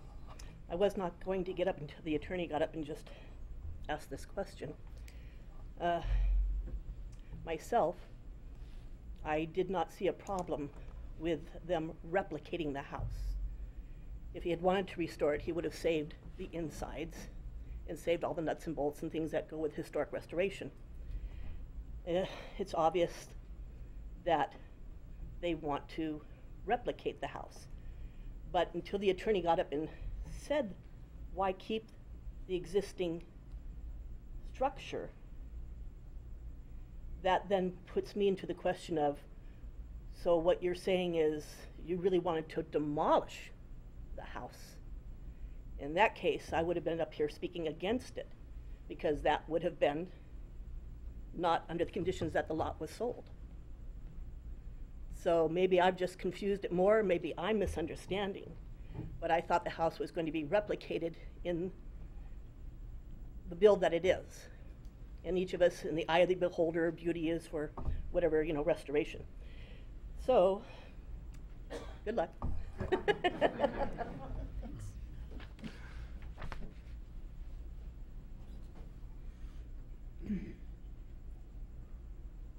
Hello, I'm William Kafalis. I'm the applicant. Thank you for taking the time.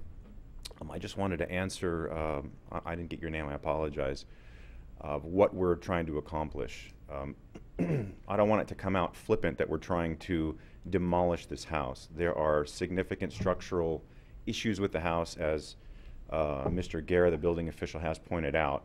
And for all intents and purposes, the remedies that need to be undertaken in that report is basically redo the foundation, redo the mud sill, redo the top plates. So you're basically removing the top and the bottom.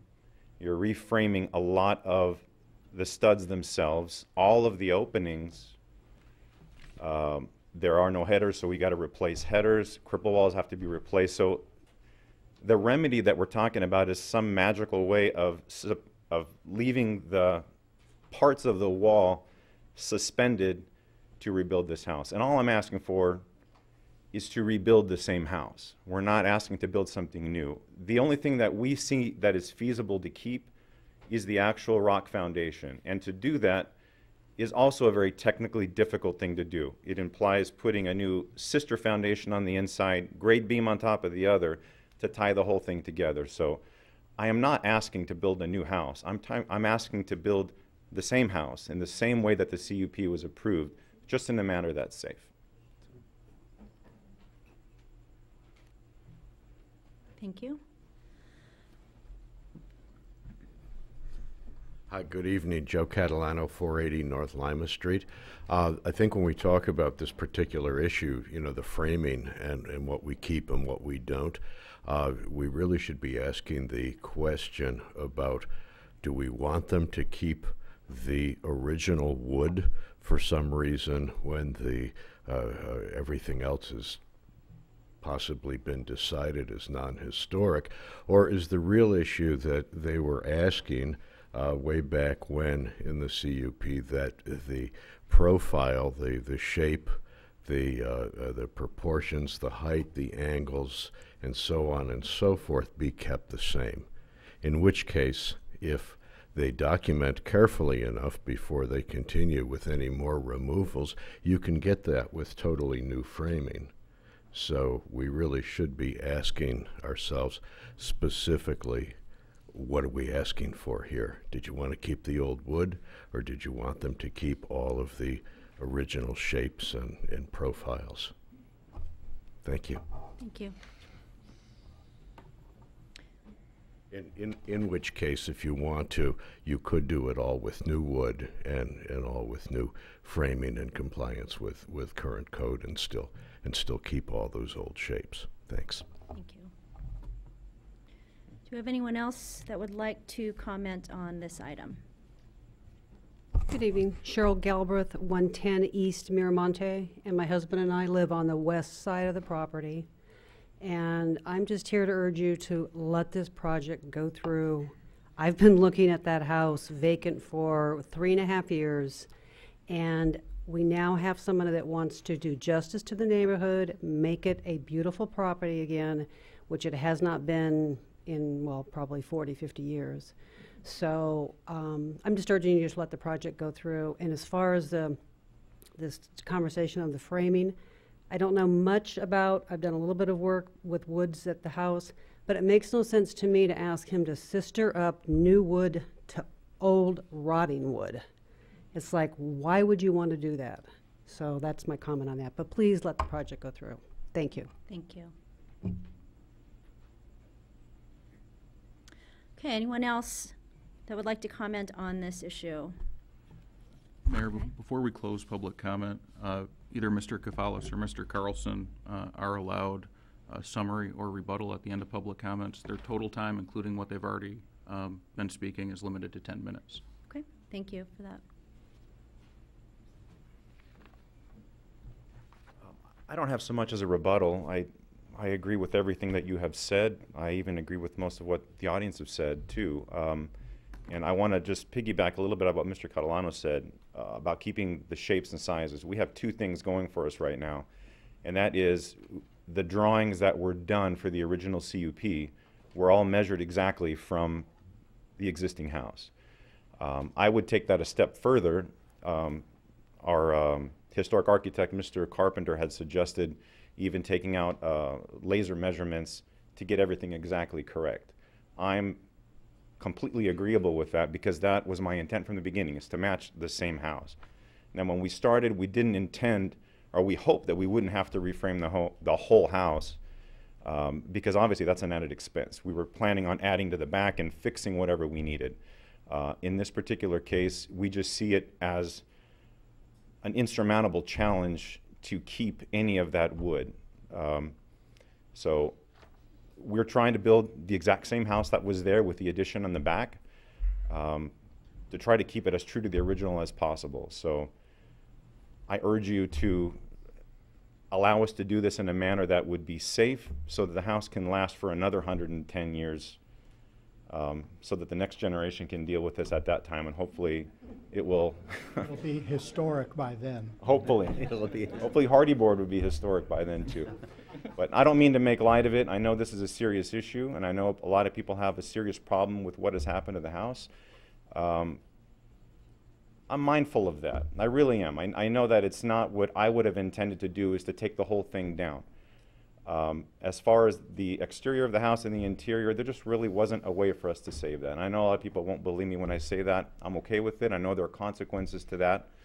I'm not an outsider from town that this is take it or leave it for me. I live here. I've lived here my entire life. I work here. I'm vested in this community. So I'm not here to just take and if I don't get what I want, I run. I'm not going anywhere, okay? I want to do what's right by the city, and I saw the previous plan. I have the previous plan. Personally, I didn't like it, okay? And I liked the house the way it was, which is why I'm trying to rebuild the same house. So that's all. Thank you.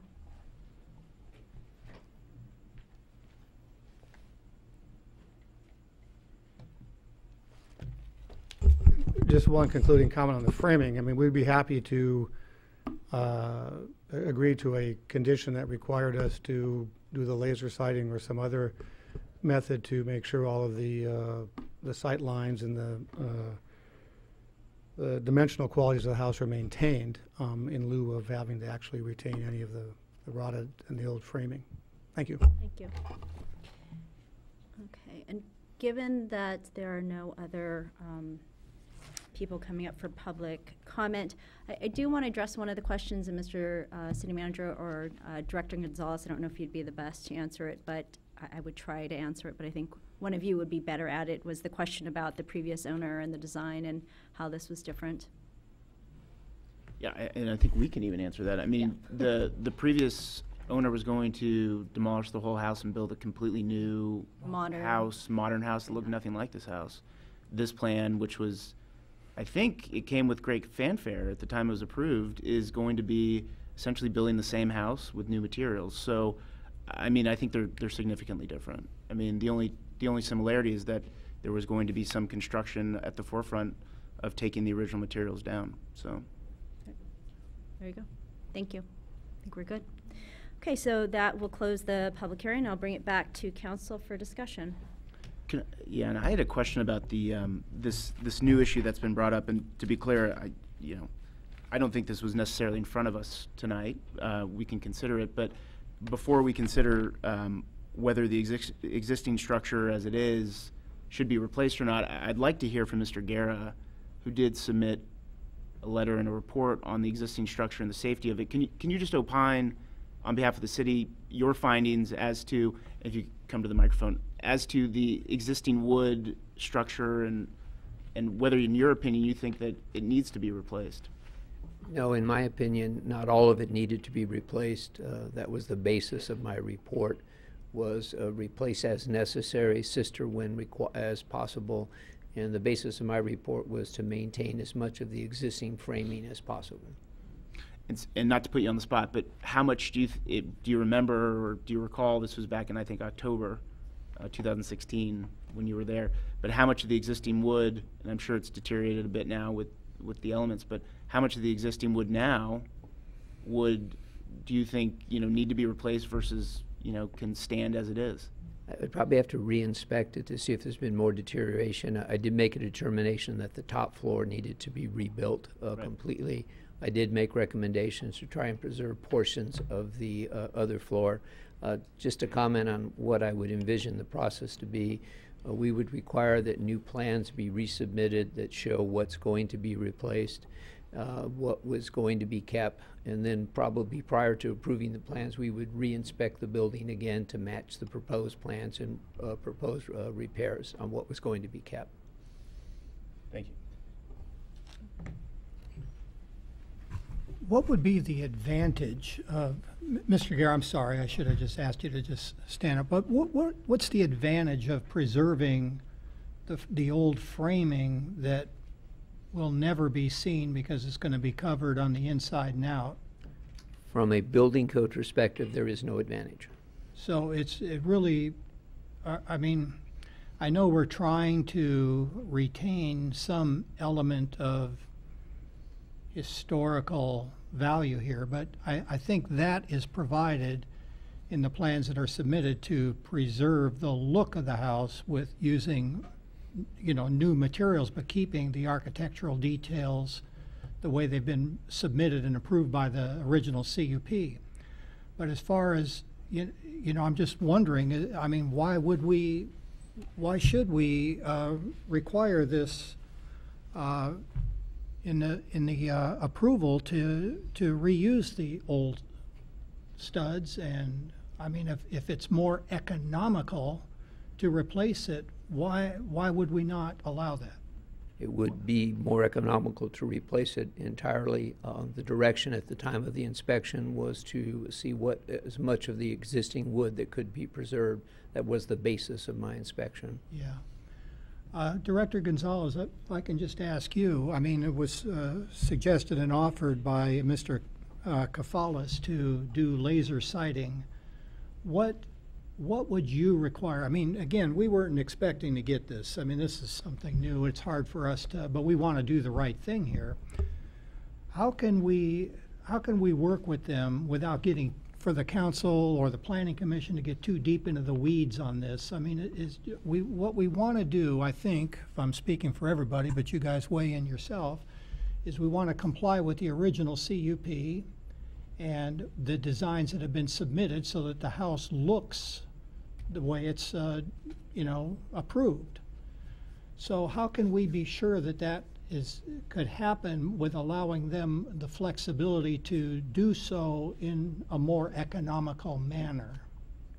Well, as was mentioned, we do have, the project was issued a building permit, so it went through full plan check, and the entire building was drawn to scale, reusing all the using the existing profile of the building. So we have that as the guide to reconstruct a look-alike of the property. So, I mean, if we remove that condition in the conditions for approval here, there's nothing additional that would be required? Would they need to do the laser measurements as they've suggested? I think I would defer to the building official.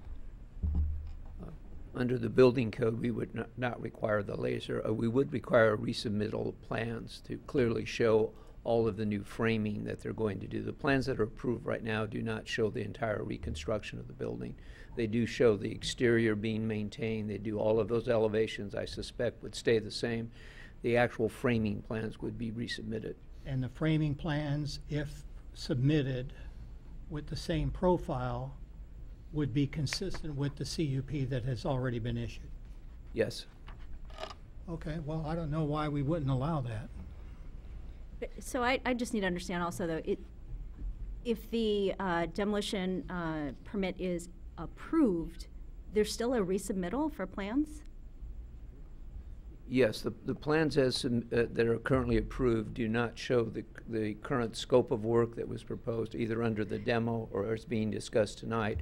It would basically have to show new framing plans on how they're going to frame the building. Well, along with that would be a lateral analysis and some other requirements on it. So in order to reframe the building, they would need to submit new framing plans. But that wouldn't require going back to the planning commission for approval, would it? No, it would not.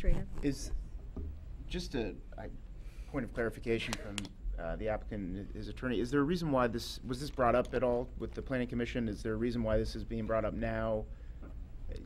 You know, council, we never want to be caught off guard, right? So, you know, we thought we were dealing with one issue, now we're dealing with two. So what exactly was the process and why is this coming up now? Well, it was raised at the planning commission. At what point? When we got the report that had the conditions in it, we asked that they be removed. I think probably similar to what we did here. I sent something to Mr. Gonzalez before the meeting, and we brought it up at the meeting. And so, yes, it's been raised, and we just, you know, want to reframe the house in an economical manner and put up the CUP the way it was approved. That's our goal. And so, as I think we've understood now, there really isn't any reason to keep any of the existing framing. So we do ask that that condition be removed. And the laser process that you brought up, I mean, how much additional expense would that be? I don't. According to our expert, not much. So. Okay. All right. Thank you. Thank you. Mayor, if I may, please. I didn't hear the attorney very well. I just want to make sure I heard this correctly. They did bring up to the Planning Commission to go ahead and do a total reframing, and what was the Planning Commission's decision on that? was no, right? Okay, and then we're just hearing about this now. So I would like them to go ahead and redo the plan to make sure it's all what we want it to be. But if Director Gonzalez, can he tell me why it is that the Planning Commission denied the reframing? Was there a justification for that? Or was it just part of the whole conditional use, discretionary conditional use permit? It was part of the discretionary demolition permit, and the commission was still looking and trying to reach a determination whether or not there was any historic value to the property. And that has never been done because they were unable to make that finding number one. Thank you. So if the council tonight decided not to render an opinion on the framing issue and we just went to the demolition issue, we can still do that, right? Yes, We don't have to do both. We can just do the one. that's correct. And then if the council decided to overturn the Planning Commission's ruling on the conditional or the demolition ordinance or permit, then the applicant can go through the whole reframing process with you and your department, right? Yes, they would, after submitting revised plans to show the new framing. And if do we have the authority as a council to go ahead and authorize reframing even if we have not seen any plans? You do. This is a de novo hearing, so you do have the authority to make that determination. Just to clarify, it's not so much that you're authorizing new framing plans. That's an administrative process that would happen if your approval, if that's what you're leaning toward, of the discretionary demolition permit includes both approval of the portions of the roof that were already removed and also any of the rotten wood or in the exterior framing. So that's really what's before you, and because it's a de novo hearing, you do have the authority to add the other parts of that the applicant is asking to be able to remove as part of the demolition permit. So if that's granted, then what happens next is administratively, because the conditional use permit didn't or the plans that support the conditional use permit, there wasn't a sheet showing new framing. That would have to be provided, and that's just an administrative matter that needs to be provided to staff. But you're not technically approving the framing plan by approving the demolition permit. Well, what my question is, we've got this in front of us, which are the conditions. And I'm not clear going through the conditions of exactly what they're asking for so that when we approve it, I know exactly what we're approving. That's my problem. Did you submit and I'm something? kind of Well, yeah, maybe I can. Yeah, that's how I'm feeling. I don't know what we're approving, so I really don't want to mix things. I like what I had in the staff report, and I read it, and now we have something else kind of being thrown at us. Can we just take what we were originally charged with? The demolition permit and the plan that was submitted for this hearing include reframing of the entire house. This has always been about reframing the whole house because these issues arose during the course of the remodeling process. So it is before you, and it should be approved. No, but the problem is that we have something very specific in front of us, and these are the conditions for approval. And under paragraph 2A, it says install new foundation, pier, post, girder system, completely replace north cripple wall, mud sill. Repair may include adding or sistering new studs. What we don't have in front of us is very specific conditions for approval, and it's, you know, hindsight is 20/20, but I wish you would have given an alternative to us with language that we could say yes or no, but I'm not sure we're in a position to go through all these concern. and make changes to them to accommodate exactly what you're asking for. We are happy, our plan is submitted, seeks reframing of the entire house. We are happy to submit and fully expected we would have to submit framing plans to meet that goal. The only reason that those conditions are in there was because it was something that, as I understand, the Planning Commission gave a directive to go out and save all that wood that you can, but it doesn't make any sense in light of what we're talking about tonight. So I think it would be just, at the risk of sounding, well, it would be sort of arbitrary and capricious on your part to include a condition like that in an approval like this, where it has no meaning, no value. So, Madam City Attorney, I think you have some. Yeah, I would like to suggest that the conditions of approval as stated are already intentionally broadly stated and provide the applicant with the ability to repair, replace. It says repair/replace, so it's a choice. Any deteriorated floor joists as necessary for both the first and the second floor. It says repair may include adding or sistering, but it's not a requirement. It's repair or replace on condition 2B. Same thing with condition 2C, repair/replace studs.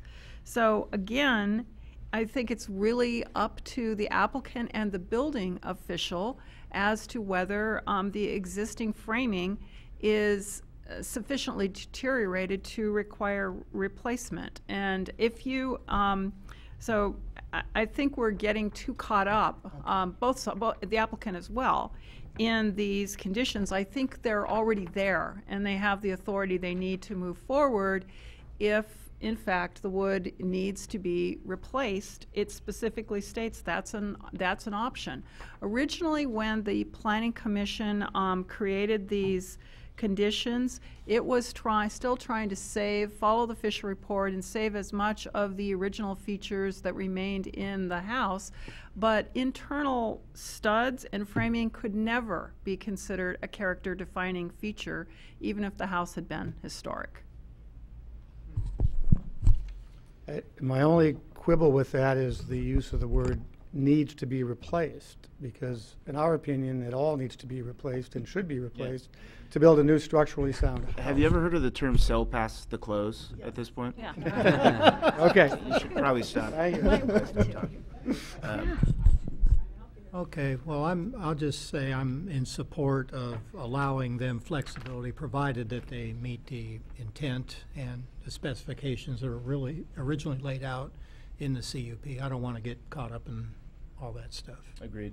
I would ask for the laser process to take place for just peace of mind, and also it sounds like it doesn't cost much. And I think that in terms of making the findings for the demolition permit, I can make the findings based on the evidence in front of me, and based on the reports.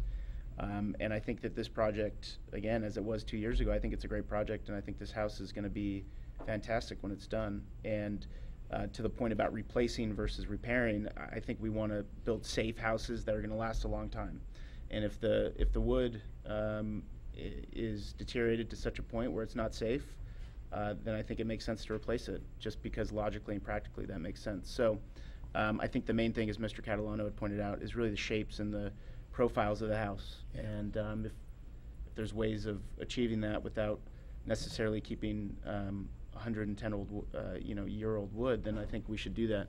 And I thank the applicant for sticking with this, and for it's been a long process of 8 months or so. So and more, just appeals and whatnot. So with that, I'm fine with the approving the demolition permit and granting the appeal.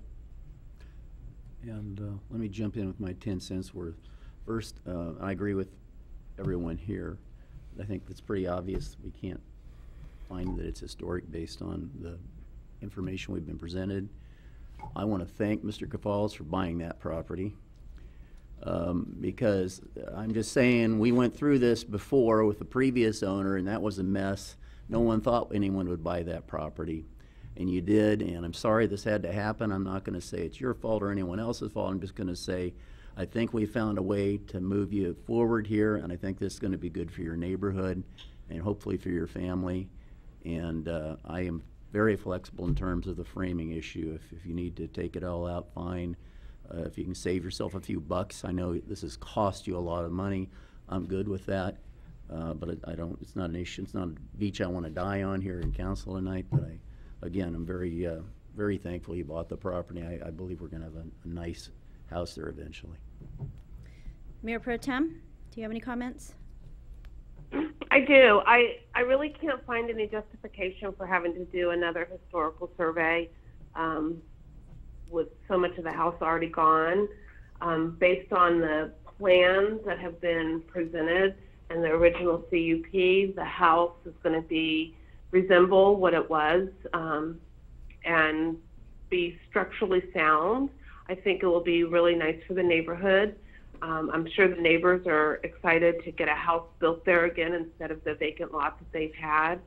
I also, do want to remind everybody that due to the extra demolition and the process that the applicant has had to go through, that we have amended our demolition ordinance to take away that 25%.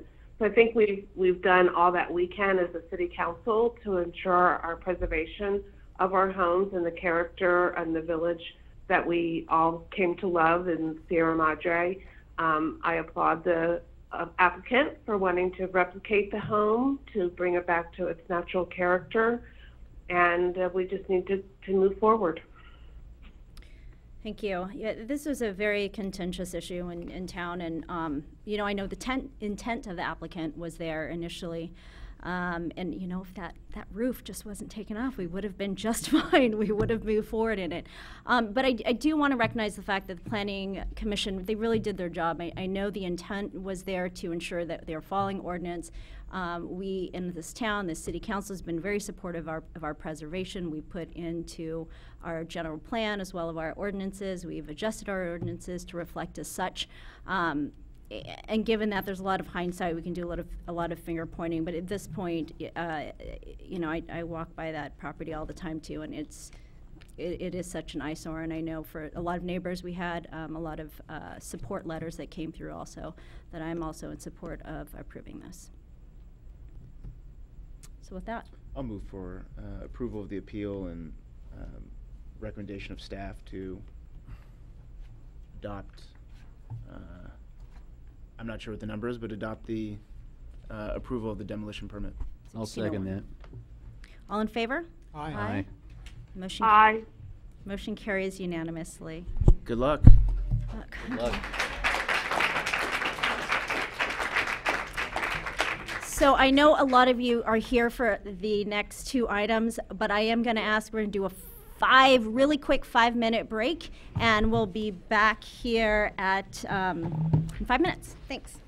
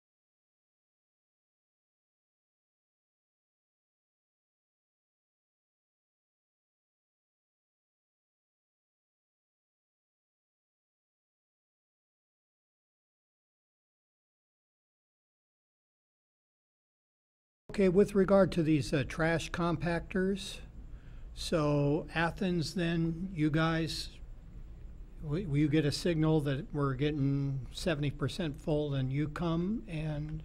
No, actually, Athens won't be doing that. We'll determine who gets the signal. It'll probably be our streets foreman who works with the Merchants Landscaping organization. Perhaps we'll be able to put merchants directly onto it. We haven't figured that detail out yet. So how are we saving money here with that? That's not clear to me, because merchants is responsible for collecting the trash out of the trash cans that are around town. That is an enhancement, and that's correct. It's not an offset on any current general fund expenditures. But should we replace material equipment like that throughout the town, regular trash cans would come out of the general fund. We have an opportunity now to maybe do a little bit of an enhanced and forward-thinking management of our trash. So this is an enhancement in that we won't get overflow. That's the main enhancement in my mind, but the guys won't have to empty it quite as often either, and it allow them to do, you know, additional work.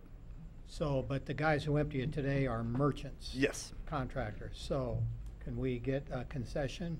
Less work for them? Do they do something else for us, or? We can definitely consider that. Director Cimino was quite involved with that, and so he's a little sad he wasn't here tonight to present with me. Yeah. But that's something I can bring up with him, and we can take a look at how much time they might actually be saving. Yeah. Okay, Mr. Chen, the trash collected from them are sent to your material recovery facility. Yes, sir. Are they not today? I thought they were today.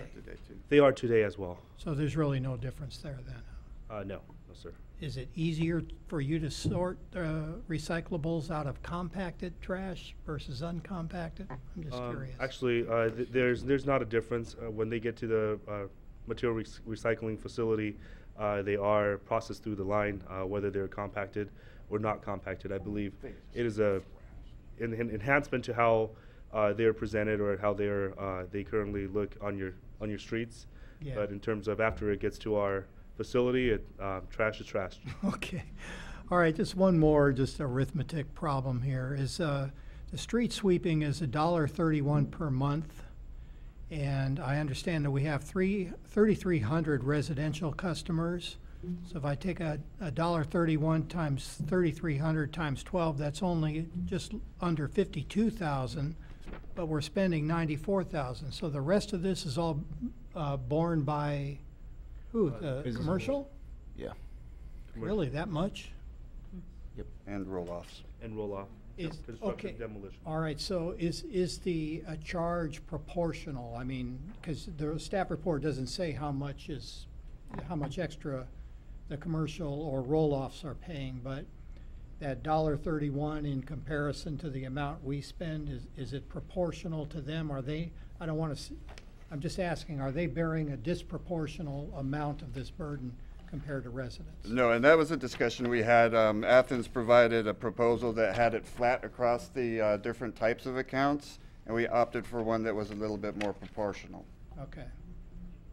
For example, a common dumpster at a multifamily unit would be a 3-yard bin one time a week. Now there is a lot of different, so I didn't try to provide a typical. Currently they're paying $157.87. Their fee of $14.35 would take them up to $172.22. It's proportionally similar to a residential. All right, I would just ask that this is going to come back to council for approval. I'd just ask that detail be put into the staff report as well. Mr. Chen, is there really Wi-Fi part of these compactor receptacles? Yes, Madam Mayor. The vendor that we're looking at, eCube, has a number of different options that are available, including Wi-Fi hotspot. Those trash cans would serve as Wi-Fi hotspots itself. There are different types of specification that you can make it in terms of messaging as well. We can talk about messaging. I do not like this. No, we don't need to go with Coca-Cola. We could have a nice picture of the mayor with a good environment. Oh, of course. with Mr. Chen dunking me in the dunk tank. I remember that. I haven't forgotten that. Okay, Councilmember, Mayor Pro Tem, do you have any questions before we open up for public comment? I just have one question. I just want to be clear. The new new trash cans or waste receptacles, if I'm understanding the concept correctly, we can put more trash in there than we do now. So on those big Saturdays and Sundays, when we have a lot of people downtown, the trash cans won't get as filled, so you don't have trash overflowing. Is that correct? That's affirmative, Madam Mayor Pro Tem. Yes. Okay, thank you. Okay. Thank you, gentlemen. I'll open this up for public comment. Again, please state your name, address, and limit your comments to 3 minutes, please.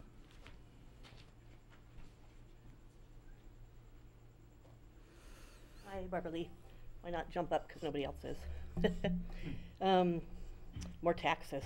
A few years ago, when the Environmental Green and Enerd Committee discussed the green waste being collected by Athens, Athens was going to receive the rebates of having green waste collected. And I asked the question, then what rebate will the citizens receive? Because essentially you're taking our green waste and making money off of it. Well, it was like huffing and puffing and never received an answer. I think the year following, they finally started giving us free fertilizer. But my point was, if we're giving you something and you're charging us double for something we're giving you, why would we say yes? So these solar trash cans, it might end up going the way that the solar bus benches went, which we no longer have, but we did have at one point. I'm gonna regress for a minute. There's been 4 or 5 street lights on the boulevard that have been out close to a year now.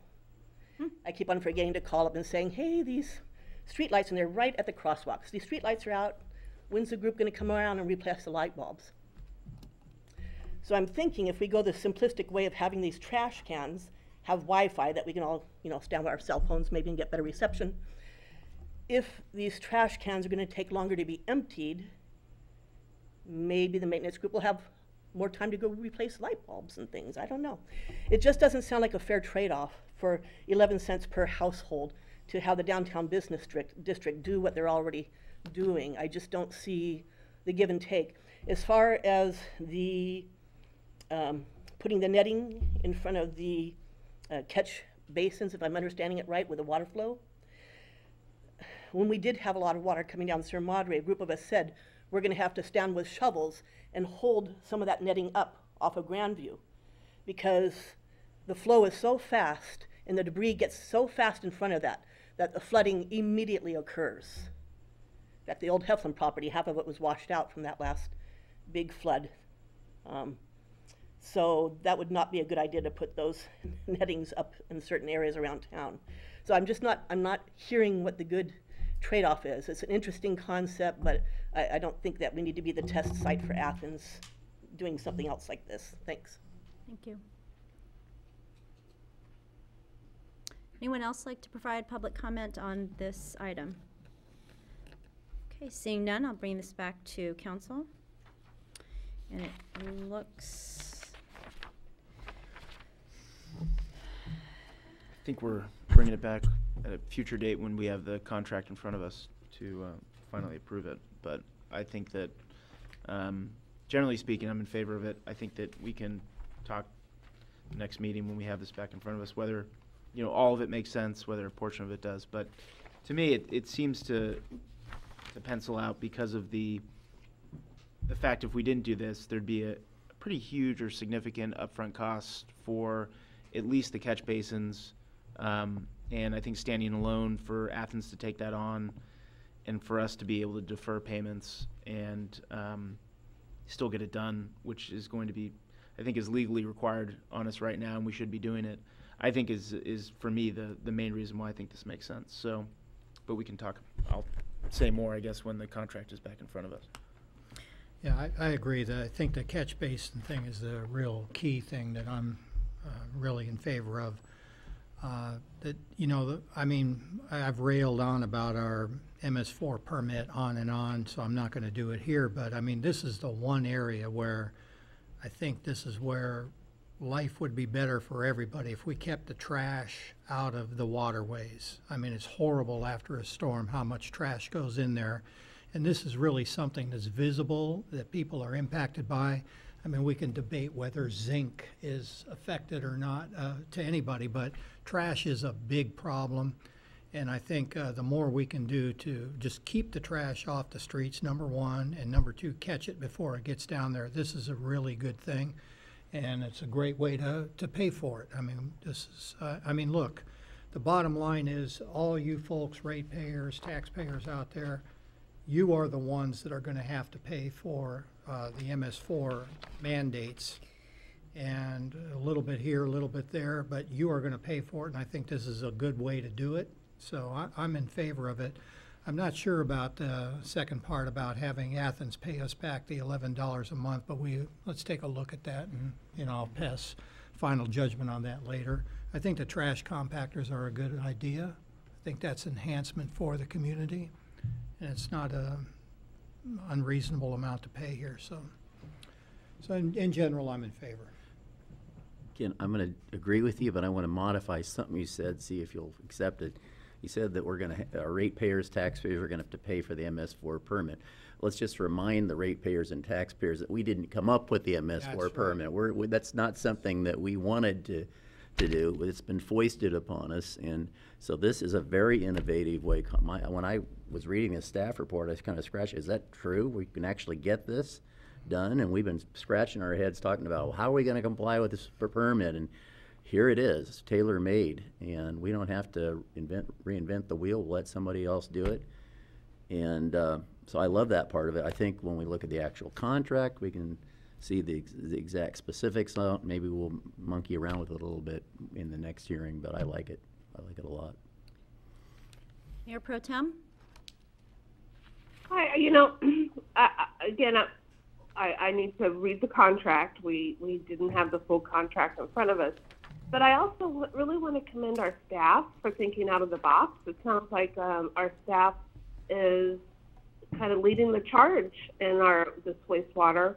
Also, to comment on Councilmember Kochia's opening remarks earlier tonight when he was talking about the trash along the trail, is it possible to get one of these receptacles close by to that trail so we can keep the trash cleaned up there?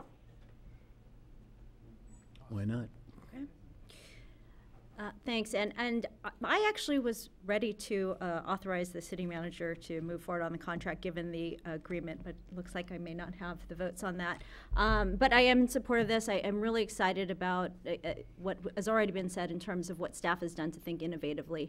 As you recall in the beginning of our meeting when I reported out that, at the state level and what the expectation is with MS4 and what possibly can be done with 218 if that moves forward.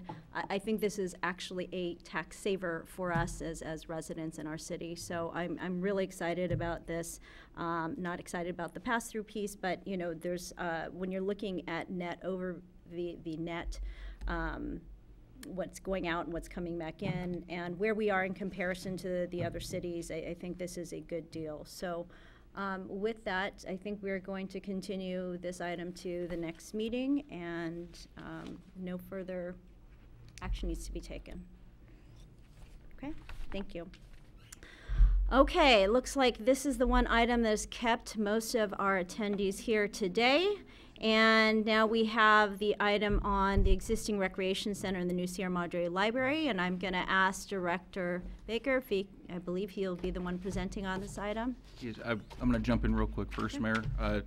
For the viewing audience and members of the community here, at my first meeting in March, Council directed staff to determine what a meaningful improvement would look like for library services.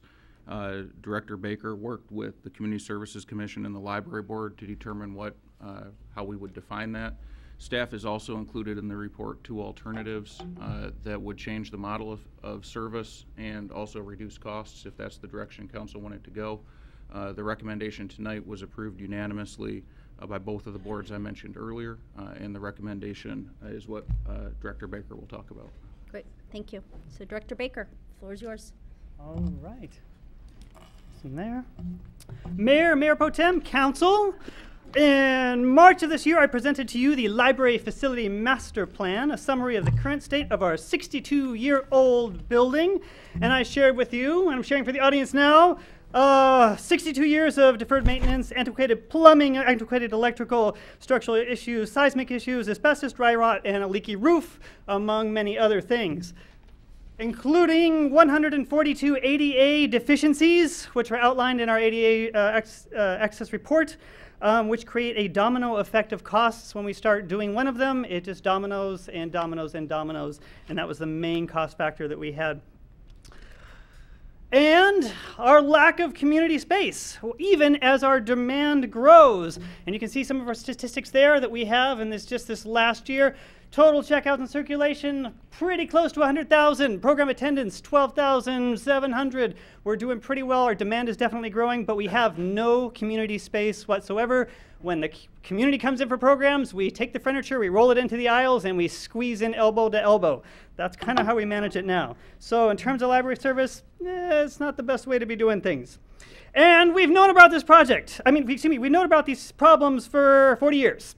And we tried to fix them for 40 years. In 1976, we tried to fix it with an expansion, and we didn't. 1976, we tried to fix it with an expansion, and we didn't. 1989, we tried to fix it with an expansion, and we didn't. 1994, we tried to fix it with an expansion, and we didn't. 1996, we said, let's try to fix it with an expansion, and everybody, we didn't. Right, okay. And in 2003, 2004, we said, you know what? The building at this point just needs to be bulldozed, and we're just going to build a whole new thing. That was the direction, except we didn't.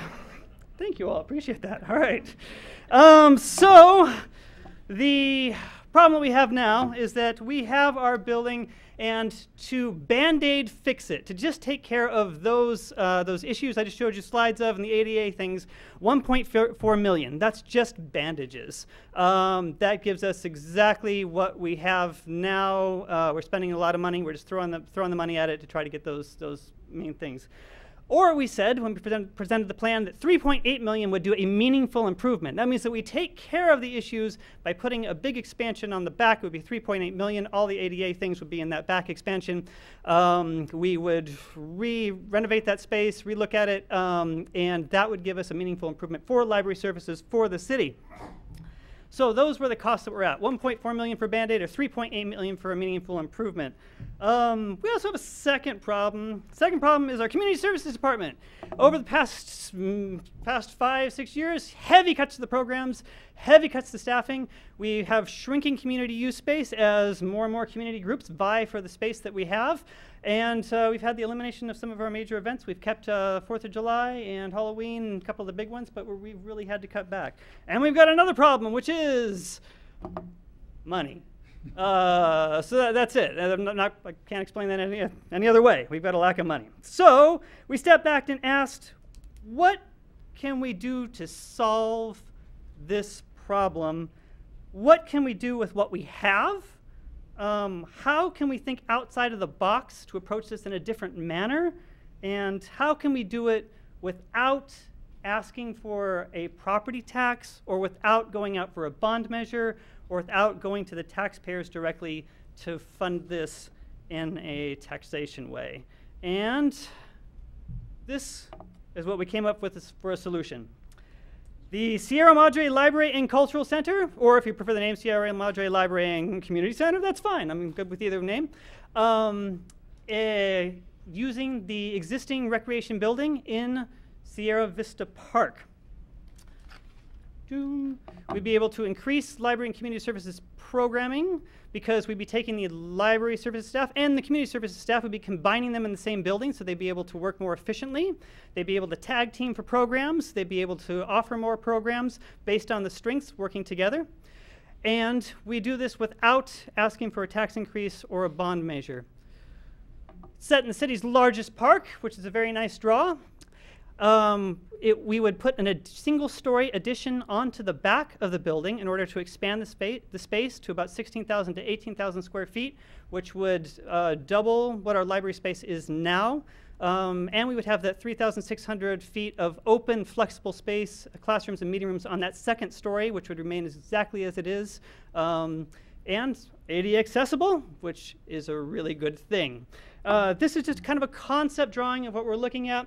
So right here is going to be the existing footprint, and what you see here in blue would be the addition. That currently is a courtyard area, so we'd be taking over the courtyard with an addition. You would enter here through the east entrance into what is currently the Sierra Madre room, and that would be your main reading area, the main stacks area there. Up here in the addition would be our Friends of the Library bookstore and gift shop up there. And up in this area here is where we would put the children's area and the dedicated teen area up here. We would be adding a full-service elevator. Currently, there's an elevator right down here. It's not officially an elevator. It is a lift, meaning that we can shuttle for ADA purposes, but it's not a full-service one. So we would put in a full-service one here to get to the top there. What was currently the fireplace room, we're looking at periodicals and technology. And by technologies, I'm not thinking that we just put computers in there. We already have grants for 3D printers and our VR virtual reality systems, and those are already showing up, being grants. And so this is flexible technology space that we would utilize as technology changes.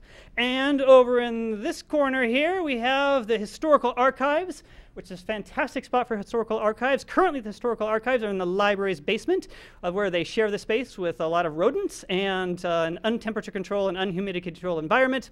We would like to put it into this nice, secure, rodent-free space that is temperature control, and we could humidity control, which is also double locked from not only here and here and here, but we can really secure that area and make a research area for people actually doing historical archive work. This is just a concept sketch. It may be that when we move to an architectural stage, the architect comes in and says, hey, you could do it this way, that way, the other thing. Or the community might say, you know what we'd really like is this, that, or that other thing. And those could be taken into account into this time. But this is just to sort of give you an idea of what we're looking at. The second story, we would leave exactly as it is. It is just open, flexible community space. We would have all of our programs up here. There's a classroom on that side, a classroom over on this side, and then we have a space here which is currently office space. We would probably convert that into a small meeting room space. That would give us 3 classroom/workshop/meeting room spaces for our community to use, which they would love that, I'm sure. And so for the most part, this area would remain exactly the same. This shows the floor plan footprint of Sierra Vista Park. In the red there is where that addition would go that would add the extra space. Again, a single-story addition so that we do not change the line of sight for anybody over here. We just put that single story. That'll give us much needed space, and it's just taking over courtyard area. In blue on the left and on the right, you have what we are thinking may be parking areas. As part of this project, we would expand parking in Sierra Vista Park, which would alleviate a lot of the parking concerns that we have there. Whether or not the parking would go in those specific areas, I'm not going to say. I'm just going to say that those are a couple of proposed areas, and an engineer or architect would look at this and may be able to find something different. So that's what we're looking at there. And you might say, well, that sounds like an expensive project. How are we going to do this? And I'm going to say, yep, it sounds like it's going to cost us, the way we figure it, about $3 million. And we can scale that addition to meet the funds in hand. And the way that we looked at doing this was say, well, if we took the existing library property, which is just a smidge over 1 acre, which is all this, and then has the little library building there, we think that about $2 to $2.6 million is what we could get for that property there. We have $250,000 of state donations. We have $60,000 in gift and memorial donations, and we would be asking for the financial support of the Friends of the Sierra Madre Public Library to come in with their heavy lifting fundraising and to help us out there. There would probably be some fundraising effort for the furniture and the shelving on the inside of the building. But what this does for us is it means that we can move forward with something that would be a better service for the public with no parcel tax or no bond measure going forward. And that is the main thing. We want to try to do this as cash in hand as possible without soaking the taxpayers. So you might be thinking, well, this has happened fast. Is this happening tomorrow? I just heard about it on Facebook this morning. And the answer is no. Actually, we're looking at this would be probably estimated spring of 2019. What we have here at this particular moment is really the first step in this process. So what would happen here tonight is we asked the City Council for a recommendation. And the recommendation that we're putting forward is we would like you to accept the recommendation of the Library Board of Trustees and the Community Services Commission. And their recommendation was to repurpose the existing Recreation Center in Sierra Vista Park as the new Sierra Madre Library and Cultural Center, and to sell the existing library property to fund the move and the expansion renovation. The next steps after that would be that we would do an official assessment of the property. That would give us an actual evaluation of what we could expect, and we would do the RFP for the architectural plans, so that we have those actual architectural plans in hand. We'd be able to get more detailed cost estimates, and then we could make further decisions based on those two numbers that we have, because we'll have much better numbers at that point. The Friends have already authorized $100,000 for the architectural and engineering, so thank you, Friends. There you go. Let's see. And so that's kind of the roundup there. And dedicated teen space, technology space, youth programming, after school programming, adult educational recreational classes and workshops, contract instruction classes, coordination of classes with senior center because we have more space, meeting rooms, rental space on the second floor, and our YMCA partnership to provide summer camps, extended growth camps, and licensed daycare. We had a lot of talks with YMCA in these past couple weeks, and we realized that there are things that as a city that we would not be able to provide, and the partnership that we had with the YMCA previously, where the YMCA was a contract service providing some of these services for the community that we could not, looked like a pretty good way that we could move forward in the future. So good conversations with YMCA on that. And more space for the community to meet, study, work, grow, and learn, and that is what we could offer. But what we could secure is a library and community services for Sierra Madre that will be standing and serving the community, not just for Sierra Madre's children, but for the grandchildren of Sierra Madre's children. And with that, questions?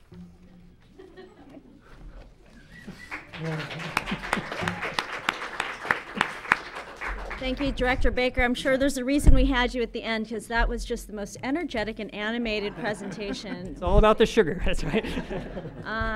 Thank you very much for that. And I'd like to ask if there are any questions for Director Baker at this time.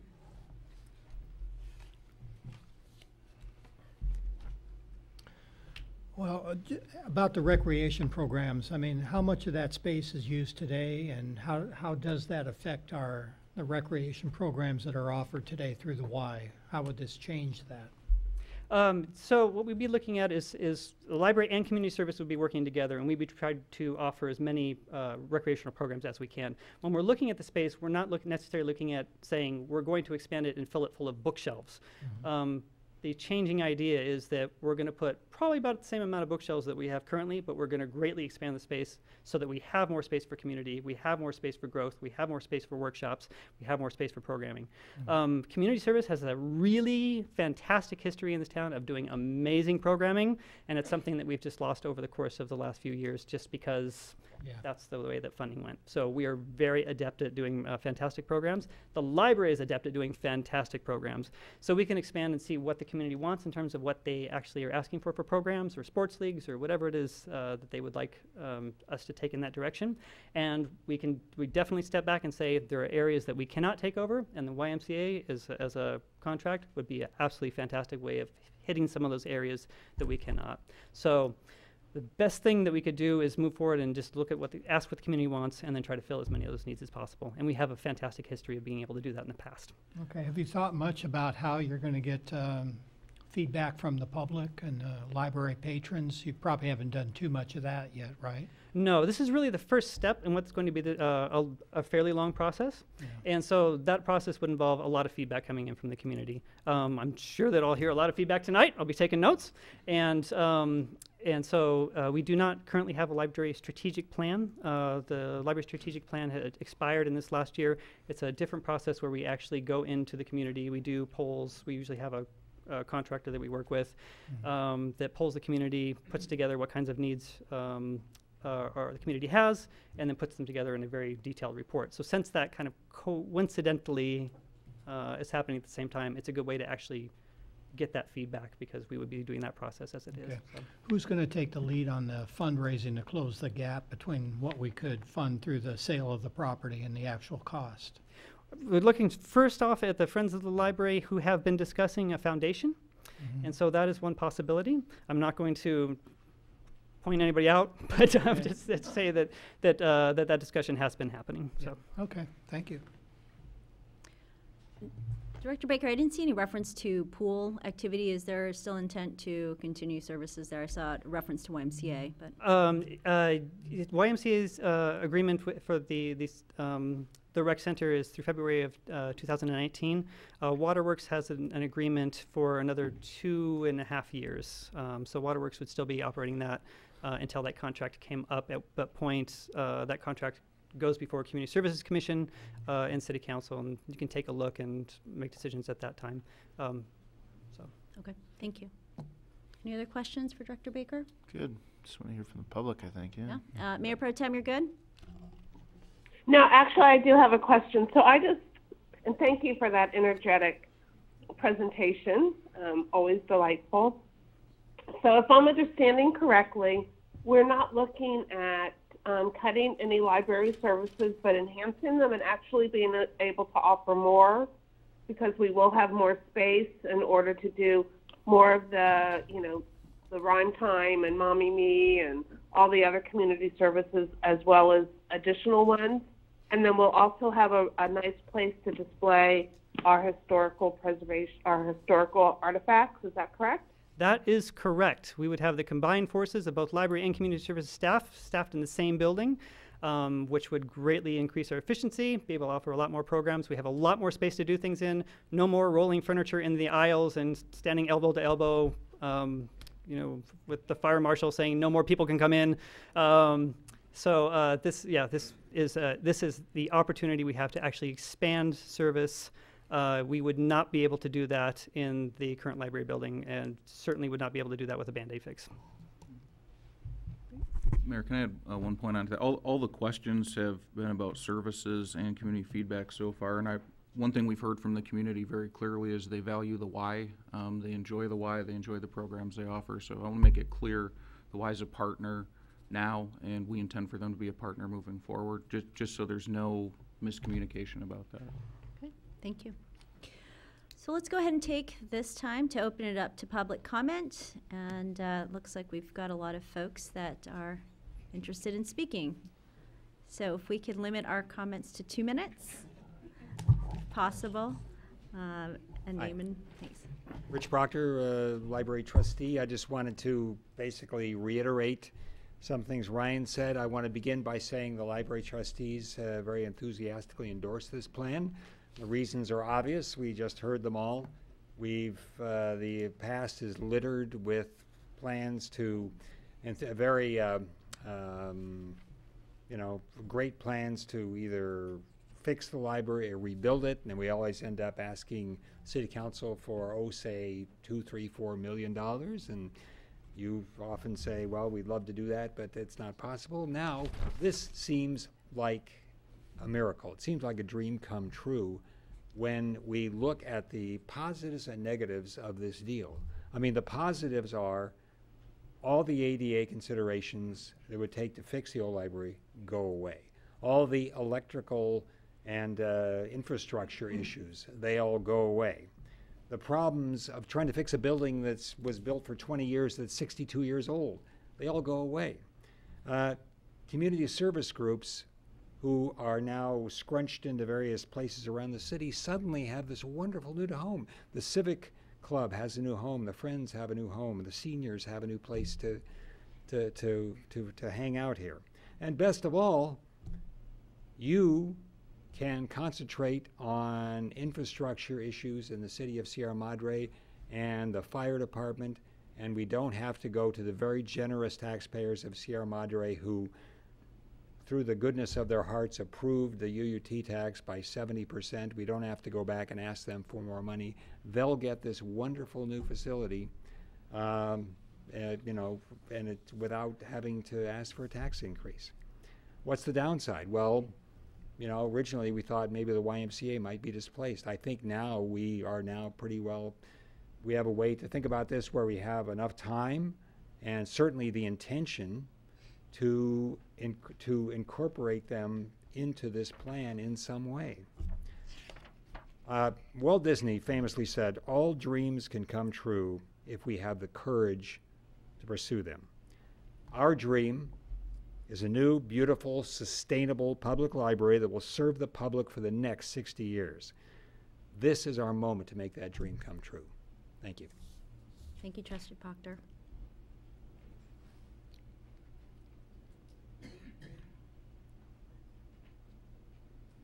Made it. I'm Barry Ziff, representing the Library Board of Trustees. I'd really like to give you a historical overview because at our last meeting came to our attention a lot of people didn't know how we got to this place. So I'd like to start with having you really understand that our library is really a dominant resource in our community and why we came to our conclusion that the library needs to really remain a vital part of our city resources. We spent approximately 2 years. We could have maybe even spent 3 years really researching the following options. We looked at how we'd go about having maybe a bond issue. We talked about other kinds of fundraisers and a parcel tax for the people in our community. We went out and looked at outsourcing the information in our library to both private agencies as well as to LA County. We also looked at and brought in a contractor to really, an engineer to identify all the issues in our building. And as Ryan shared with you, it would cost at least $1.5 million to just do fix-it kind of repairs. We also visited a variety of libraries.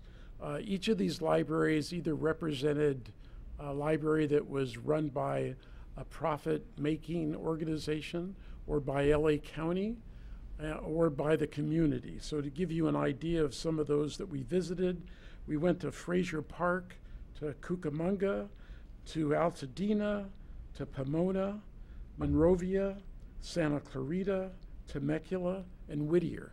And those are, just to mention a few that are pretty much local.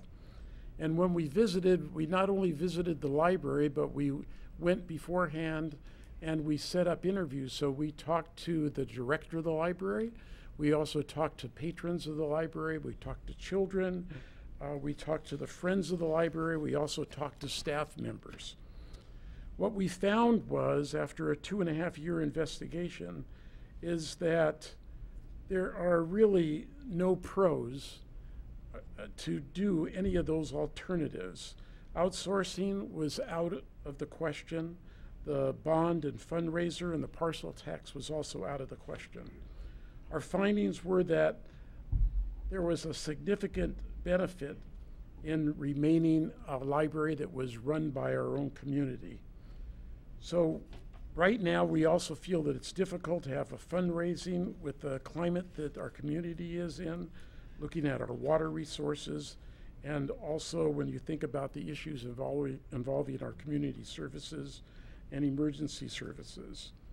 So what our solution is, as was mentioned before, is to sell the property, use that money to relocate, call the library and cultural center, and use the funds to support that. This is a win-win for our community. There's no extra cost to the city. We maintain all our library services. We continue with the recreational programs, and there's no extra cost to our citizens. Hallelujah. The Library Board of Trustees recommends that the city council considers this cost-saving situation to solve our problem. So taking the steps will only enhance our city's commitment for a better life in our community. So we hope you take this under consideration, and we appreciate your time. Thank you. Thank you, Trustee Ziff.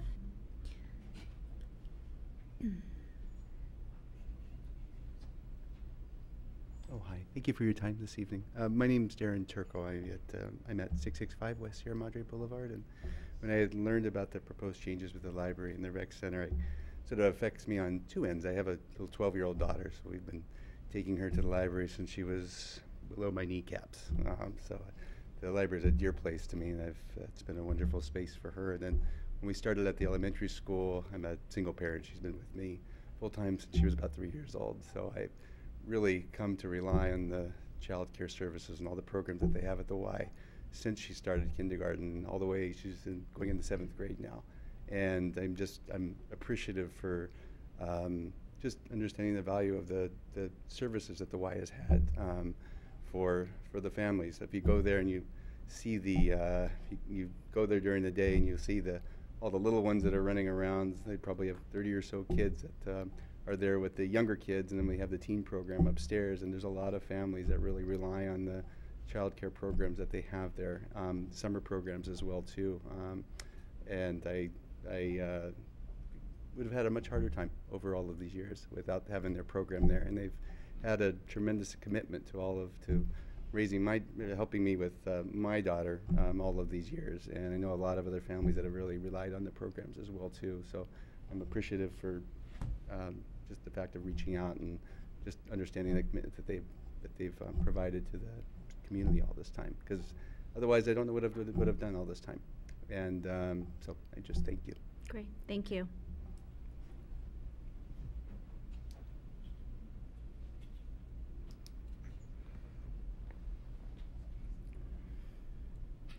Age before beauty. Hi, I'm Patricia Hall, and I'm at 382 East Montecito Avenue. And also a member of the Board of Trustees.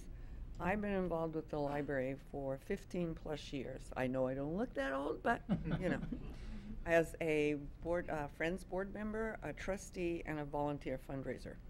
One thing about fundraisers, they never retire. Even though you're retired, you're never retired. At that time, this is the 2003, 2004, the years that Ryan alluded to. At that time, lots of libraries across the country were forming their own foundations because the cities could no longer. They had to cut back on budgets, and they were cutting back on libraries, so they formed their own foundations. We started under Tony Buckner and the Friends. We took steps to create a library foundation, and we had 6 dedicated citizens ready to commit to a $10,000 annual gift to start the campaign and also serve on the foundation board. So we were well on the way, sort of. And then our aim was to build a new library. At that time, the cost would have been about $80 million. Today, who knows? We had an architectural plan contributed by Fred Wesley. We conducted community informational meetings in which the feedback was universally positive. We had several of them here at the chamber. I used to be on the chamber. In the city here. And there was not a seat to be held. I mean, we were lined up and people were very positive. And most of our informational meetings were held at individual homes where people invited their neighbors in, and we made all these presentations. Part of it was, this may surprise you a little bit, part of it was that we were going to have a $100 per parcel tax, and to be approved, of course, by the voters, which was amounted to about $8 a month. Of course, this tax would not be permanent, would only be until the library was built. It would be a matter of 3 or 4 years, and then that tax would no longer be in force. Unfortunately, at that time, the city council was under a lot of pressure to fund other projects, including the paramedics, and the project was then postponed. So here we are 13 years later, and we're still grappling on what to do about our library. But along came Ryan. That sounds like a song.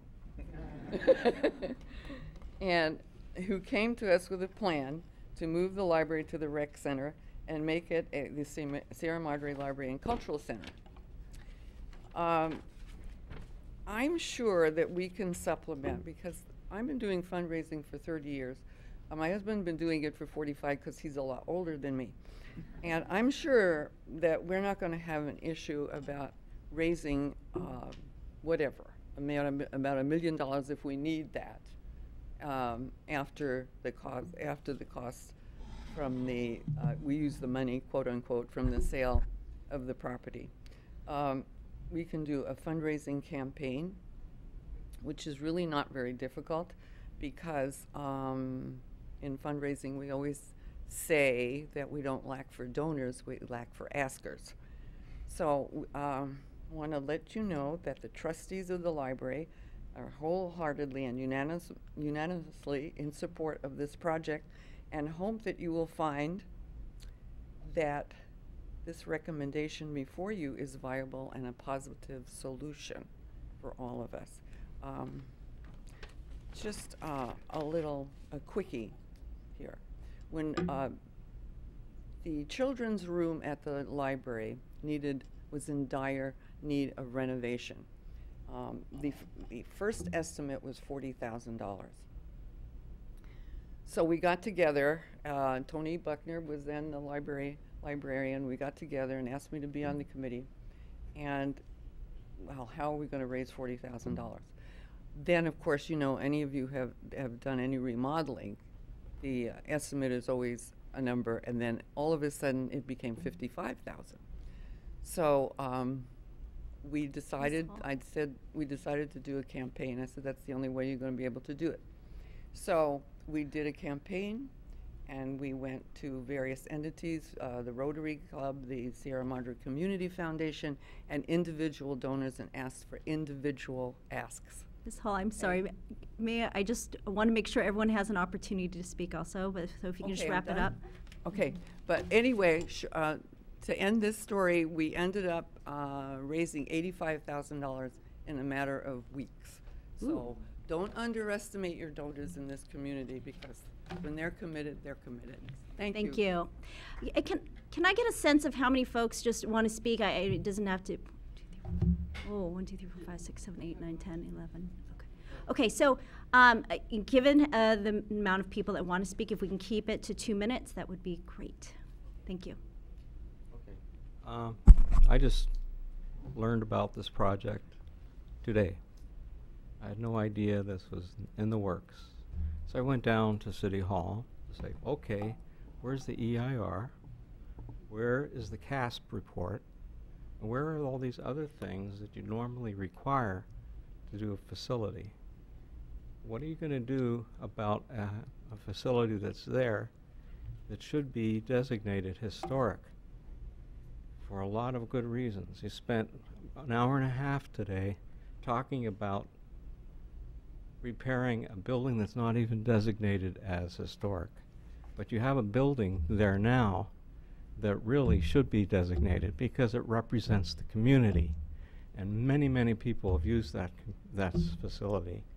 So to me, I think it's important to request an EIR. It's important to request a CASP report, and it's important to go through the historic designation of that structure. When I tell people, when I found out about it, I said, what? You're going to tear down a building that half the kids in town have used as their library? And I said, you know, look, it all sounds great, and the facility sounds like it's going to be wonderful. So I'm not against that. What I am against is just kind of pushing this through. I know everybody on the library board loves this thing, and everybody wants it. But I don't think a lot of people in the community like the idea, because they don't want to see a building that they have used and loved for 70 years, 60 years, being torn down. You have to remember that the architect who built that building is the same architect who built the LA City Hall. And that building deserves designation. So before you, as part of your considerations, I think you guys really ought to consider doing a little more study, before you jump into this.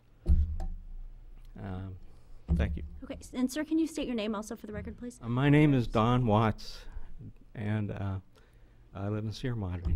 Thank you, sir. Former council member, yes.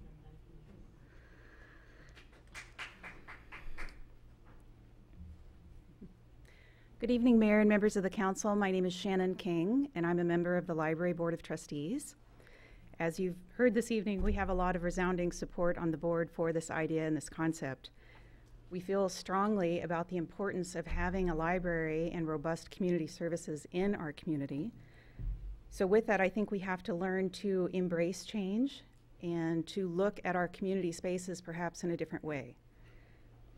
We're not just managing books and collections, but we're creating community spaces. We're creating opportunity for collaboration and for people to join. While facing the many financial restraints that we have noted, we have been presented with a really unique opportunity, I think, to move forward with our library and programming spaces that support hopefully the whole community. I applaud our city manager and our director of library and community services for, once again, a word we've heard all evening, this out-of-the-box thinking. It was something many of us had not thought of before, but I think it's something very unique that does consider, or deserves, I guess, some consideration. There's many, many different community groups who are looking for space of all ages, and I think how fantastic would it be to say that not only do we have space, but we have space options in a fantastic library in a beautiful park right in our own town. Just briefly, and I know I'll keep it short, Robert Putnam, he's a professor of public policy at Harvard, and I'm using his words, so I want to give him the credit. People may go to the library looking mainly for information, but that's where they find each other. New moms connect at baby story times. Teens meet after school in spaces to learn and to gather. And readers discuss current events in the periodicals room. In libraries, community building connections are happening all the time, and I've seen it firsthand. I see it every Saturday. It's a fantastic place. And in follow-up to what Councilmember Capocha said at the beginning of the meeting, I hope we all can appreciate what we have in our community, appreciate our library, our community services and the programs, and that we can come together to help these services thrive. Thank you. Thank you.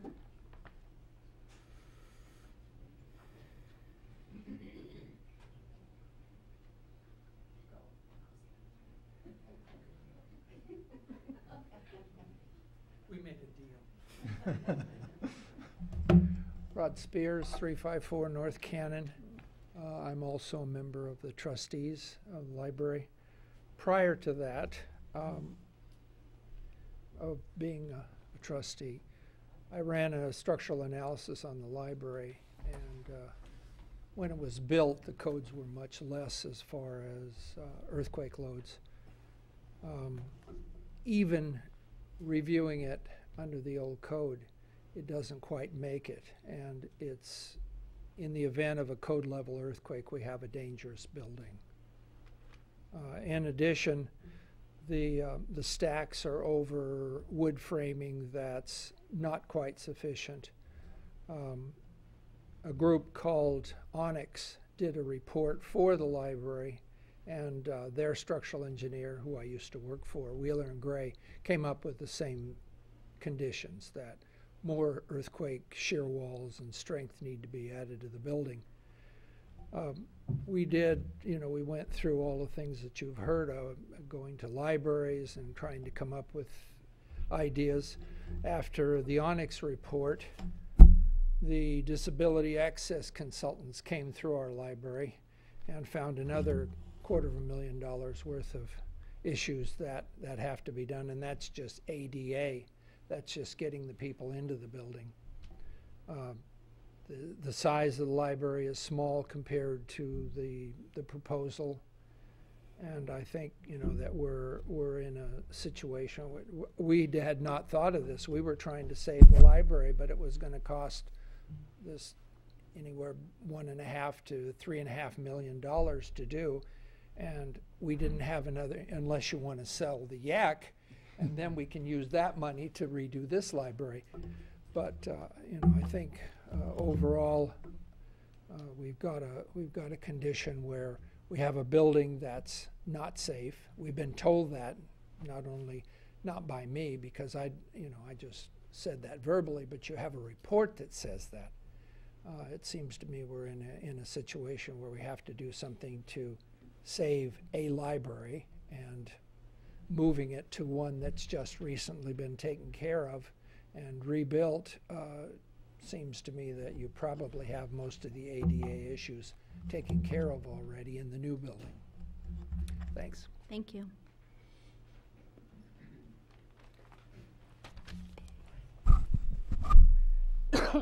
I'm sorry.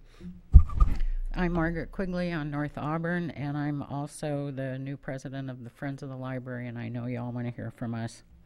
The board hasn't met since this came up. We don't have what you'd call an official position, but in response to emails, a majority of the board agree that the study, and we're talking about the work that's going to go into looking at this, should be done.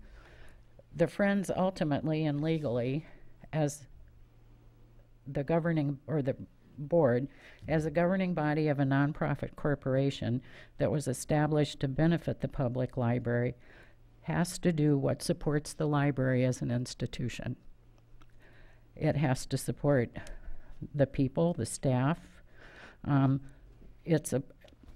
lost my place, sorry. We support it as an institution, as a place where people gather and seek information, where we take out books, use computers, attend programs, just come sit and read a newspaper or a magazine, and we have to give that support. We give that support, whether that involves staying in the current location or moving somewhere else, because that's what we are, that's what we do legally. That's all we do. I had things here, but a lot of people have already said those, so I'm just going to say from the Friends' point of view, we have watched every city council for years deal with the problems, or try to deal with the problems of the inadequate size and deteriorating condition of the library. And as Friends, we've contributed money to slap on Band-Aids. We've seen the plans come and go, and never even make it onto a council agenda. There was never time, there was never money, the voters would never approve. And all that in spite of the fact that city council members supported the library. They wanted to support it, but they didn't feel that they could take that last step. And if nothing else, I'm glad that this is on the agenda and you're kind of taking that last step to get it out into the public. We watched the library directors and trustees struggle with these problems. I was a library trustee in the 1990s. We struggled with it. We had a plan for money and for building the building, and that's sitting, gathering dust in the archives too. And as they said, we're at a point where we have to do something. The Band-Aid, the so-called Band-Aid that would cost, let's say roughly $1.5 million, we could probably maybe get the money for that, but it won't solve the problem that we've tried to address from probably the 70s on, and that's that the library is not big enough. And if we address the ADA concerns, we'll be, without adding space, we'll be making even less space for people to move in that library, cutting back books and making less space. So that's not a solution. That's, I mean, we're going nowhere with that. So, you know, whatever they agree to do, we'll support it. We have to. I'd also comment, if I just have another second, that the Friends have over the years given hundreds of thousands of dollars, probably over $1 million, to that library. A lot of it, and that was for programs, services, and items the city wasn't able to supply and are still unable to supply. We set an annual budget currently around $50,000, a little more I think this year. And then if the library needs over and above that, we give it. Besides that, we've scrimped and saved and found ways to cut costs so we could save money for the day when the library was rebuilt or expanded. Thank you, Ms. Quigley. And we have always stood ready to fundraise if more was needed, and I think we will still stand ready to fundraise when we have money that we can put into whatever it is we decide to do. Thank but I would you. hope it's not on a Band-Aid that's inadequate for our needs and the needs of this town. And Ryan talked Ms. about Quigley, I'm sorry, if we can just make sure everyone gets an opportunity Okay, to speak. sure. Thank you so much.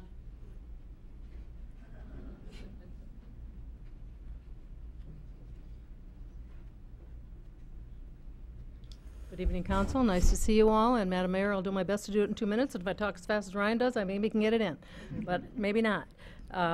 I think that I just want to raise one point. I think everything that's been said tonight is absolutely true. I'm a library user. I'm a library lover. I want to keep the library. I think it's extremely important that we have our own library in this community because it's really a part of who we are. So I'm not opposed to anything that's been said. I just want to raise the issue of selling that land. That land is a valuable asset on our financial sheet.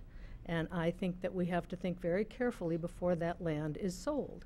And so if it is the only option and you decide to do that, you certainly have the authority to do that. But before you do that, I think that the public really has to understand that that's what we're doing.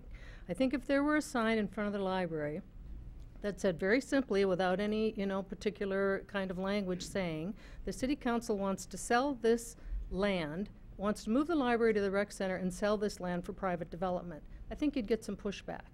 And if you had a flyer that was given to all the library patrons that are going into the library right now that says that the city council wants to move the library to the Ag, you probably wouldn't get any argument there. But when you get to the part that says, and we're going to sell the land for private development, then you have a problem.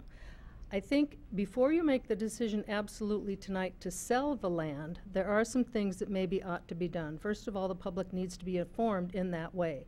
I just really heard about this because some people called me about it, or I probably would not have known that you were talking about selling the land. The library's been either the scapegoat or the sacred cow, back and forth, for the last, 3 decades. And so wherever it is on that spectrum, never has there been a conversation about selling the land. And I think as taxpayers, that's our land, and we haven't given you permission to do that yet because you haven't really told everybody that that's what you want to do. So I think the public has to be really very clearly informed. Secondarily, Ryan is right. There's all kinds of people that want to run programs in there. There's all kinds of opportunities to run programs. But when you sit down and you try to really plot that out with a form follows function kind of an aspect to it, and you try to plot all of the programs that you want to put in there and what room are they going to be in and what time of the day, you find that all of those things can't happen. There just isn't enough space and isn't enough time in a day to do that. So before you make an absolute decision, I think you should move the project forward, but you should move it forward by evaluating, first of all, the sale of the land and how the public feels about it, and secondarily, what exactly are the programs that we need to put in place? What time of day will they be offered? What room will they be in? And how will multiple use of all of this space, which isn't really an enormously large amount of space more, how will it really be utilized to deliver those services? Because it's one thing to say it, it's another thing to do it. Thank you, Mayor.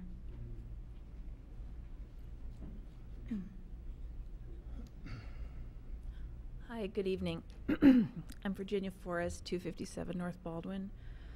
I'm a little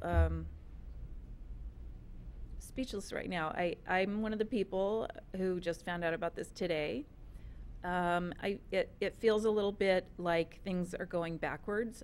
I'm hearing that relatively small group of people who have a lot of information have already decided that this is the best thing to do, and that the public has not yet. I realize that, I heard earlier that some public input is going to be welcomed, but it feels a little bit like some people have already decided that this is the only option. And I would just urge you to slow down, do a lot more research, and encourage a lot more public education and public discussion of this.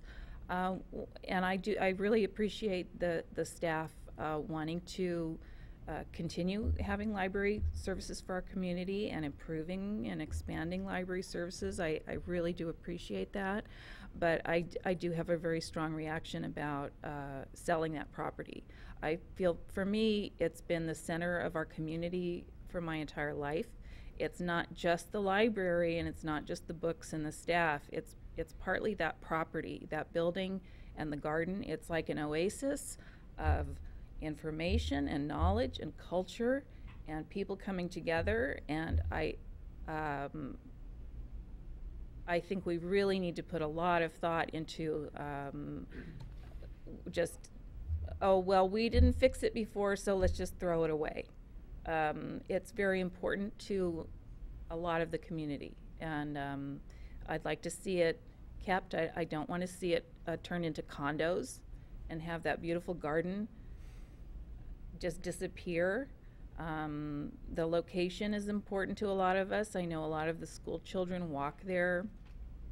I just have so many thoughts. I just feel that we need much more time to discuss this as a community before anything is, a commitment has been made to sell that property and allow that building to be destroyed.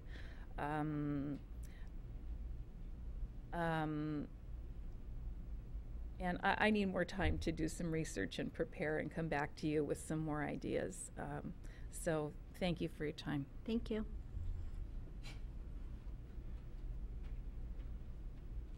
Good evening. I'll try to be brief. I'm Ernie Sacco. I'm the executive director of the YMCA. And I just want to thank you. It's been a privilege to work with the city. We've been with the city for over 10 years with our licensed childcare and about 5 years with our teen program. And we're happy to help the city in any way we can.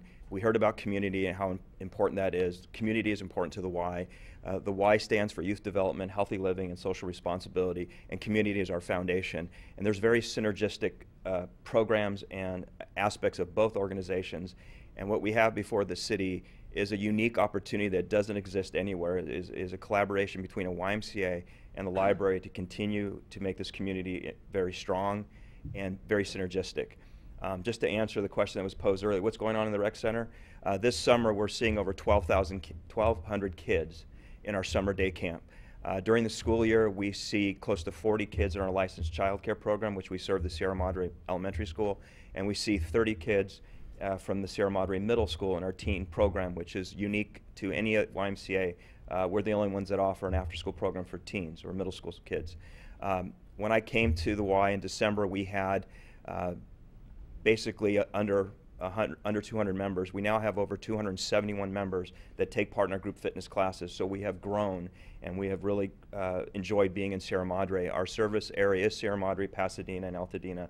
And our board just today is excited about the opportunity of exploring this potential that we have with the city, continuing our foothold in Sierra Madre, and is really excited about what the future could be. And so we want to let the city know that we're here for the city and we want to explore the potential that we have together. We feel we can make a very strong community center here in Sierra Madre, which will be unique.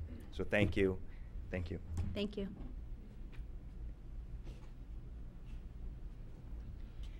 My name is Leslie Ziff. I'm at 229 North Baldwin, and I am approaching you as the president of our Sierra Madre Historical Preservation Society.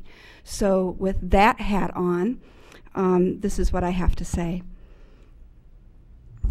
Because of the archives at the library that we share ownership with, I want to give you just a very brief history.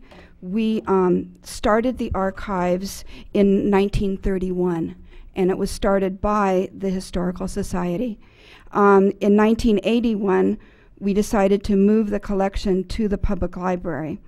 And in 1999, it became jointly owned by the library and the society. And we've had an archivist at the library for very many years. We have 20,000 items in our collection that is housed at the library, and those are files and artwork, audio recordings, books, cultural artifacts, diaries, journals, films, institutional records, maps, memorabilia, newspapers, historical histories, photographs, yada, yada, yada. I could go on and on. But I just want to give you a grasp of what all is there. And it's important that the time periods, it covers 169 years of our history in Sierra Madre. So why am I up here talking to you? Because the storage that we have now in our library is the basement, and part of the California room on the main level. And the basement has a problem of leakage and rats, so that there is a problem of our archives being not protected by the rodents. It is not climate controlled, and we have a very little space there. So for an opportunity to have more room, temperature and humidity controlled room, and protected by rodent damage, this is a huge thing. And it would give us more working space also to work with the archives and work with the people in the community that are interested in working on the archives. So that's what I have to say. Thank you. Thank you, Ms. Zeff.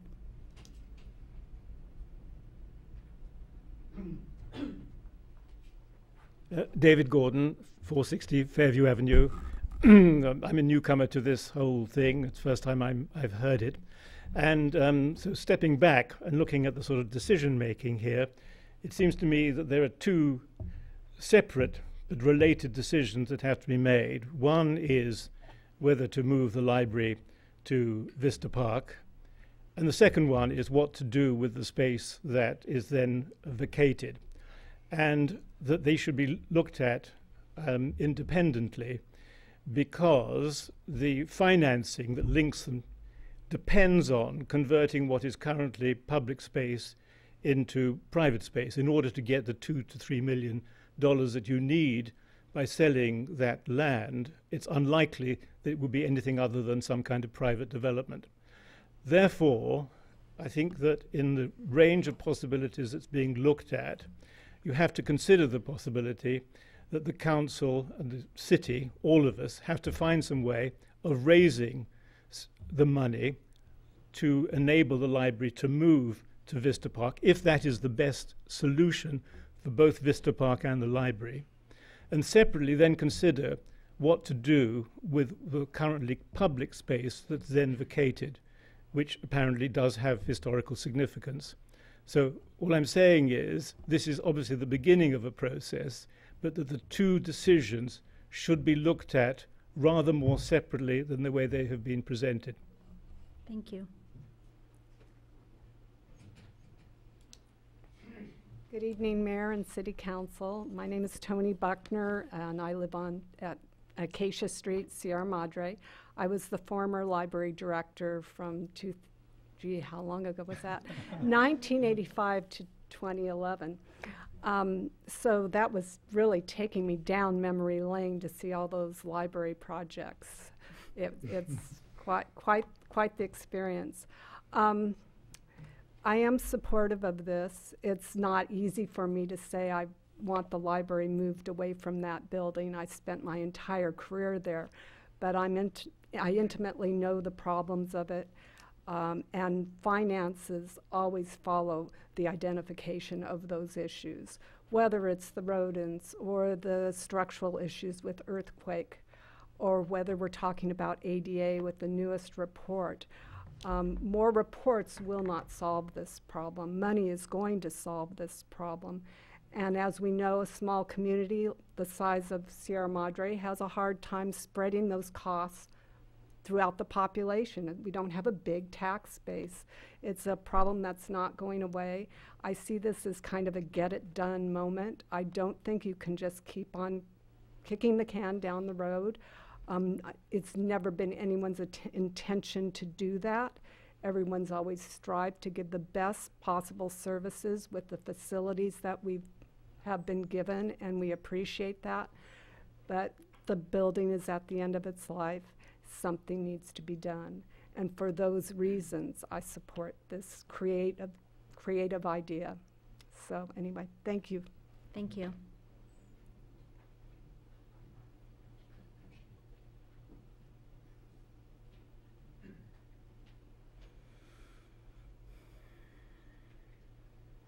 My name is Henry Young. I live on 125 East Sierra Madre Boulevard. My wife and I moved to Sierra Madre 2 years ago. We have a 1.5-year-old boy. He you know, my wife and I take Noah to the library, take a parenting class. My mother would take care of my son, takes him to the Mommy and Me reading program every Tuesday. So he was there earlier today too. And you know, I want nothing more. And also, I'm gonna have a daughter in August. I want nothing more than for my kids to grow up in a great library. And you know, it sounds really exciting to me to have a new facility, and it's beautiful. It sounds really great. But I do have a lot of mixed feelings as a citizen of this library. And also, to be fully transparent, I attend a church called Foothill Neighborhood Church. We currently rent out the facility in the Sirajay Rec Room every Sunday. So I am both the recipient of the benefit of the Sierra Madre Library and the Rec Center. We heard about this plan a couple of weeks ago, you know, and we thought, oh, what's going on? And we have a lot of issues about, hey, what's going to happen with the YMCA? Because our church has been starting to work with Ernie a lot of how to really improve the space. And in the midst of that, we heard like, hey, we've got to put this plan on hold, how to best improve this space. And my question to the council is, you know, what happened to those programs there? Because I'm there every week at the rec center. You know, I see how the Y rooms work, and to me, like, if you take away the rec center, like, there's no more big public space where you can host, you know, the bingo nights that I think like the community often hosts. You know, I mean, selfishly, I mean, maybe our church won't be around, like, you know, in this city, we outgrow that space, but you know, there's no big public space to meet anymore. That space upstairs with all like the foosball table, the ping pong table, that's not a really suitable space for community meeting spaces. I think that it's great to have classroom for the community. Those are really exciting. You know, I just want to ask about, like, I think a lot of people brought it up, you know, is it prudent and wise to sell the land? You know, I mean, I love the idea of moving to a new library, but can we keep both? You know, I know there may be in the past where we didn't want to consider raising taxes. But I think some people are right to say that, hey, if you tell the public that either we're going to raise tax or we're going to lose this space to a private development, I think there will be a lot more support for people to give money, you know, to keep both spaces. So, like, I want both places to succeed. You know, I think I reap the benefit of both places. So I just want you guys to consider that before we make any commitment to sell the property space. Thank you.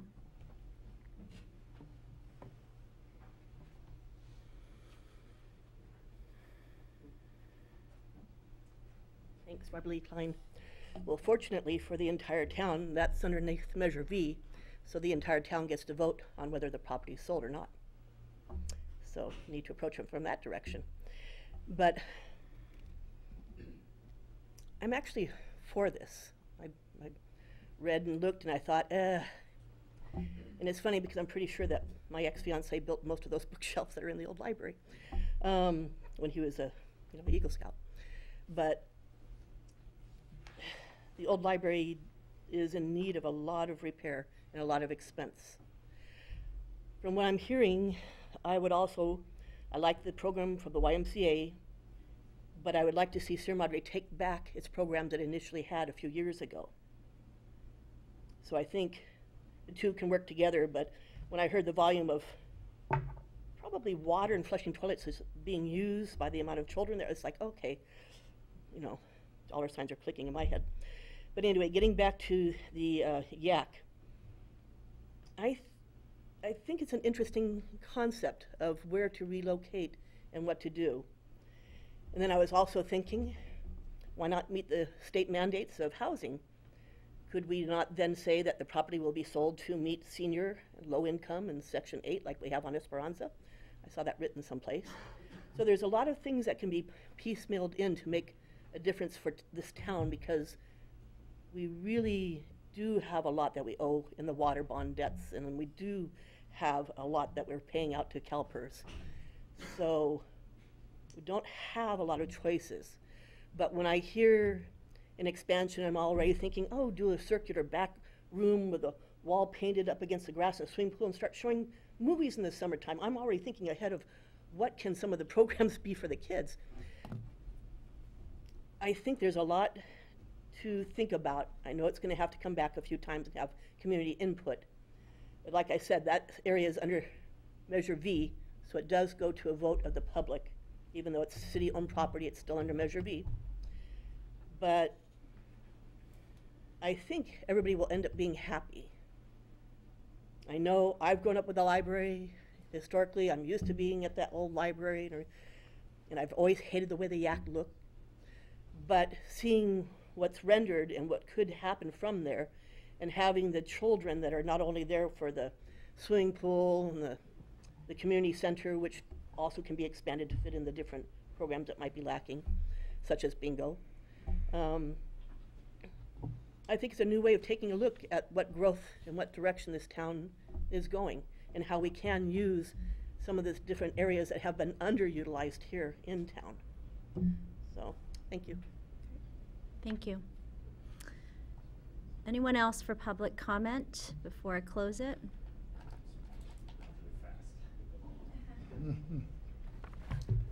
Right, that was a great presentation.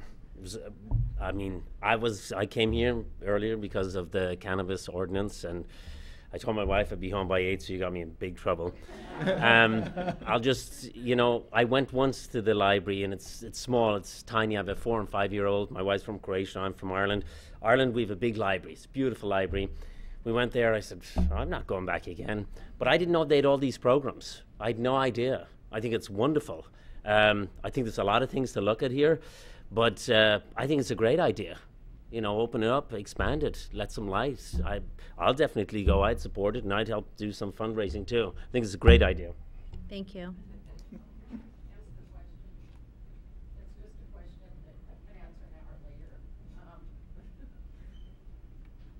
When we talk about use of library facilities, and I know the Hart Park House is basically the senior center, but for other things, is it utilized? And I know we have our meetings there too, but how heavily utilized is that? Do we have the potential to expand some community programs into there without disrupting the seniors? I mean, when we're talking about overall space, does anybody know that? So after public comment, we'll see if Director Baker can just answer it really quickly, but I want to make sure that we can allow Ms. Marion.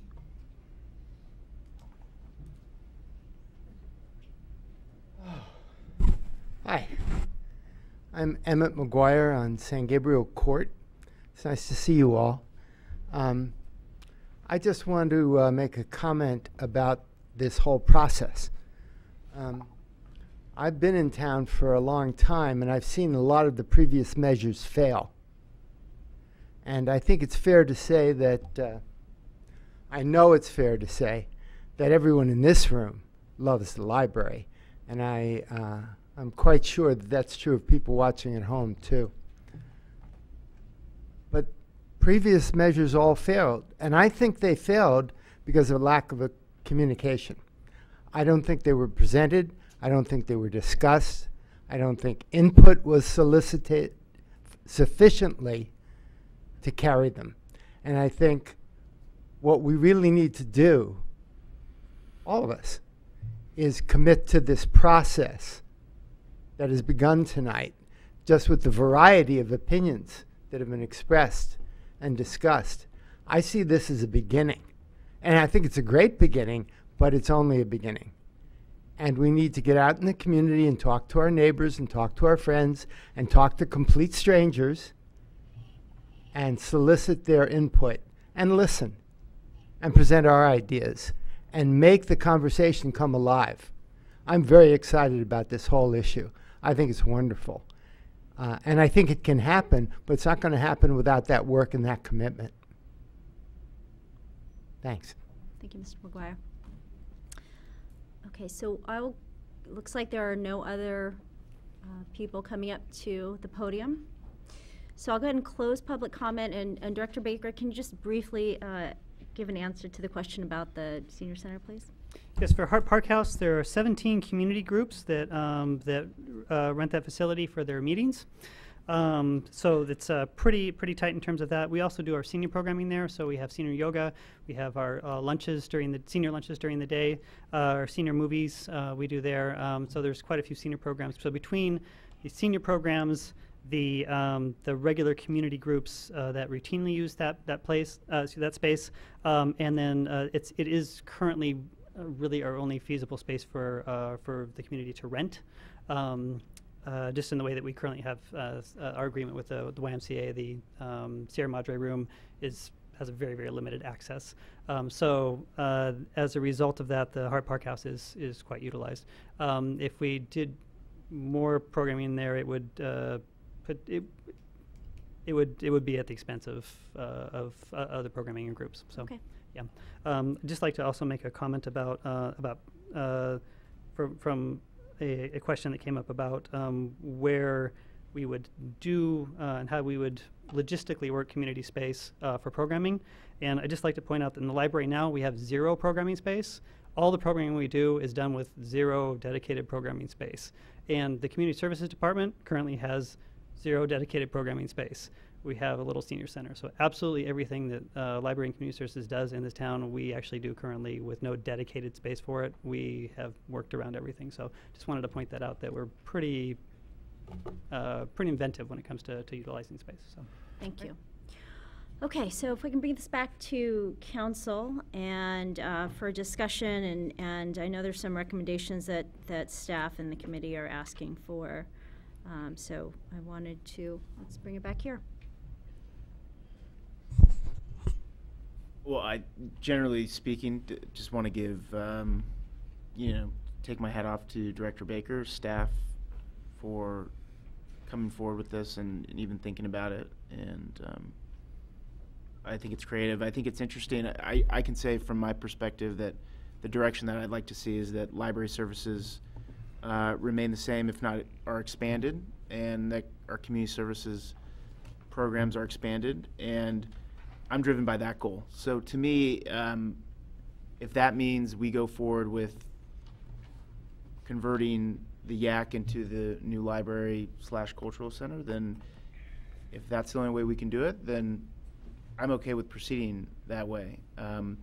But I think that, obviously if folks here think that one of the options of, maybe we reduce programming on the library and the community services side, then I frankly don't think that this is necessary. So I really think it's driven by what do we think in terms of the services we want to provide.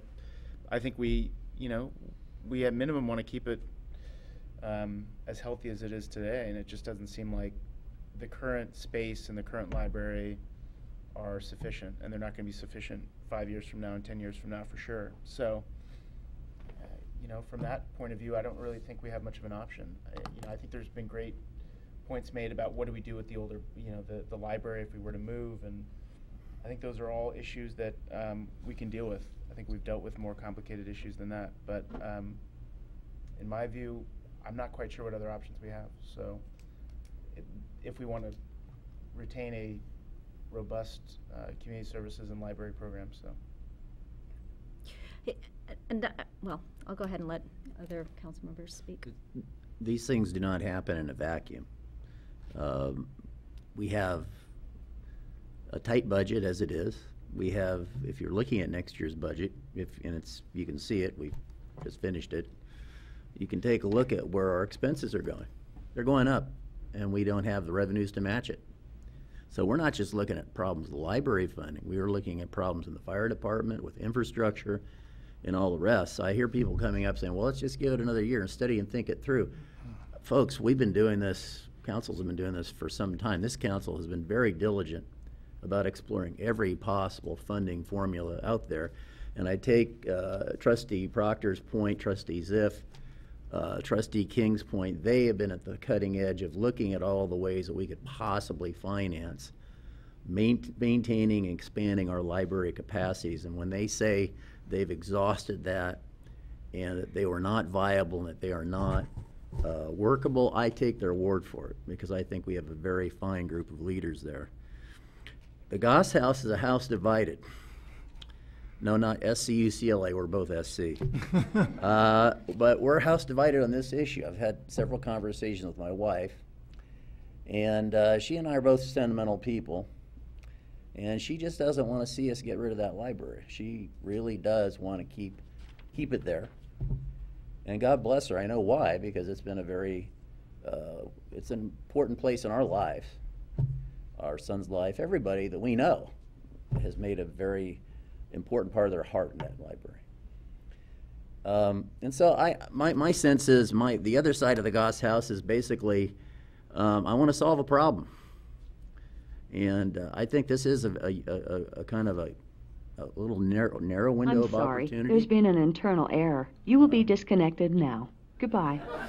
And there you have it.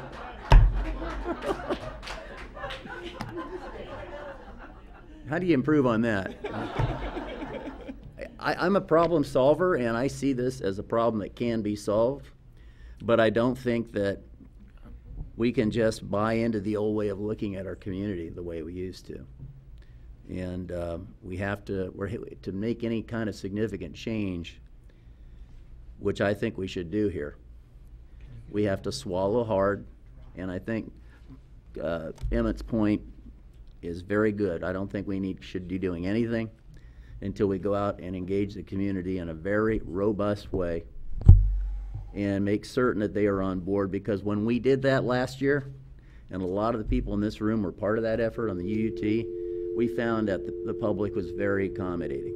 When you go to them and treat them with respect and give them the facts, and you're looking at them eyeball to eyeball, and they're not across the dice, we're talking to people from the heart, the public will support us, and they will consent to change. But it's not going to be easy. This kind of a change is the kind of change that will create division. I get that, and I think we as leaders have to do our job, try to minimize that potential division, and handle this in a way which is civilized and productive, and not counterproductive. I don't know what else to say, except I hope we have more meetings to discuss this. I look forward to, I think last year, I'm just shooting from the hip here, it's late in the evening. Remember last year when we were talking about how are we going to go to the public on the UUT? Well, what did we do? We had several community forums which were very well attended and very well publicized. And I suspect that might be the route to go here. Probably will be the route, along with all the other ways we communicate with each other in this day and age. So that's my 10 cents worth. Thank you. Mayor Pro Tem Delmaro, do we have you back on the line? You do. Can I talk now? Sure. So first of all, let me thank everybody who stayed so late to give their thoughts and concerns and accolades. Again, I would like to thank our staff for thinking out of the box. We've been wrestling with the library issue for so many years, and to me, this is worth exploring. And I know that we have sentimental value to the building itself, and we need to pay homage to our building. Served so many children over all these years, but at the same time, we don't want to risk not being able to serve the future children. And I really fear that unless we come up with some other alternative, we're going to have to close that library because it's becoming an unsafe building, and we've outgrown it. Thankfully, we've outgrown the building, and my desire is to see us keep all of our library services, our community services, our partnership with the YMCA, and be able to provide these programs to our children going forward, and to our adults and to our teens. So our decision tonight is really one to go forward and do an exploration of this. It's not a final decision by any means. And yes, we do have to have a lot of community input. And this council, I think, has proven that we thrive on our community input, and we will certainly do that with this issue as well. But I certainly would like to explore the possibility of moving our library and community services over to the YAC building and then open up our discussion about what we do with the property where the library is now standing. Thank you. Yeah, just to me, this is kind of an either or. I mean, either we come up with $4 million to fix the old building and improve it, or we move. It's really that simple. I just don't think they're putting a Band-Aid on that building is practical at all. And, you know, I don't think going to the voters and asking them for money to put a Band-Aid, that's going to be a hard sell. If you're going to do it, you need to sell them on what great improvements this is going to be for the facility and the community. I don't think that's completely out of the question, and maybe that's a good question to ask. I mean, what do you want to do? Sell the property and move, and you don't have to pay anything in taxes? Or do you want to cough up $4 million on a parcel tax to keep the existing building? And maybe when we do the community outreach, we ask that question. And I think the point about it being historic is valid. That does not mean that we can't demolish and sell that building. It just means that we have to take mitigation measures to do that, and there has to be the CEQA process involved.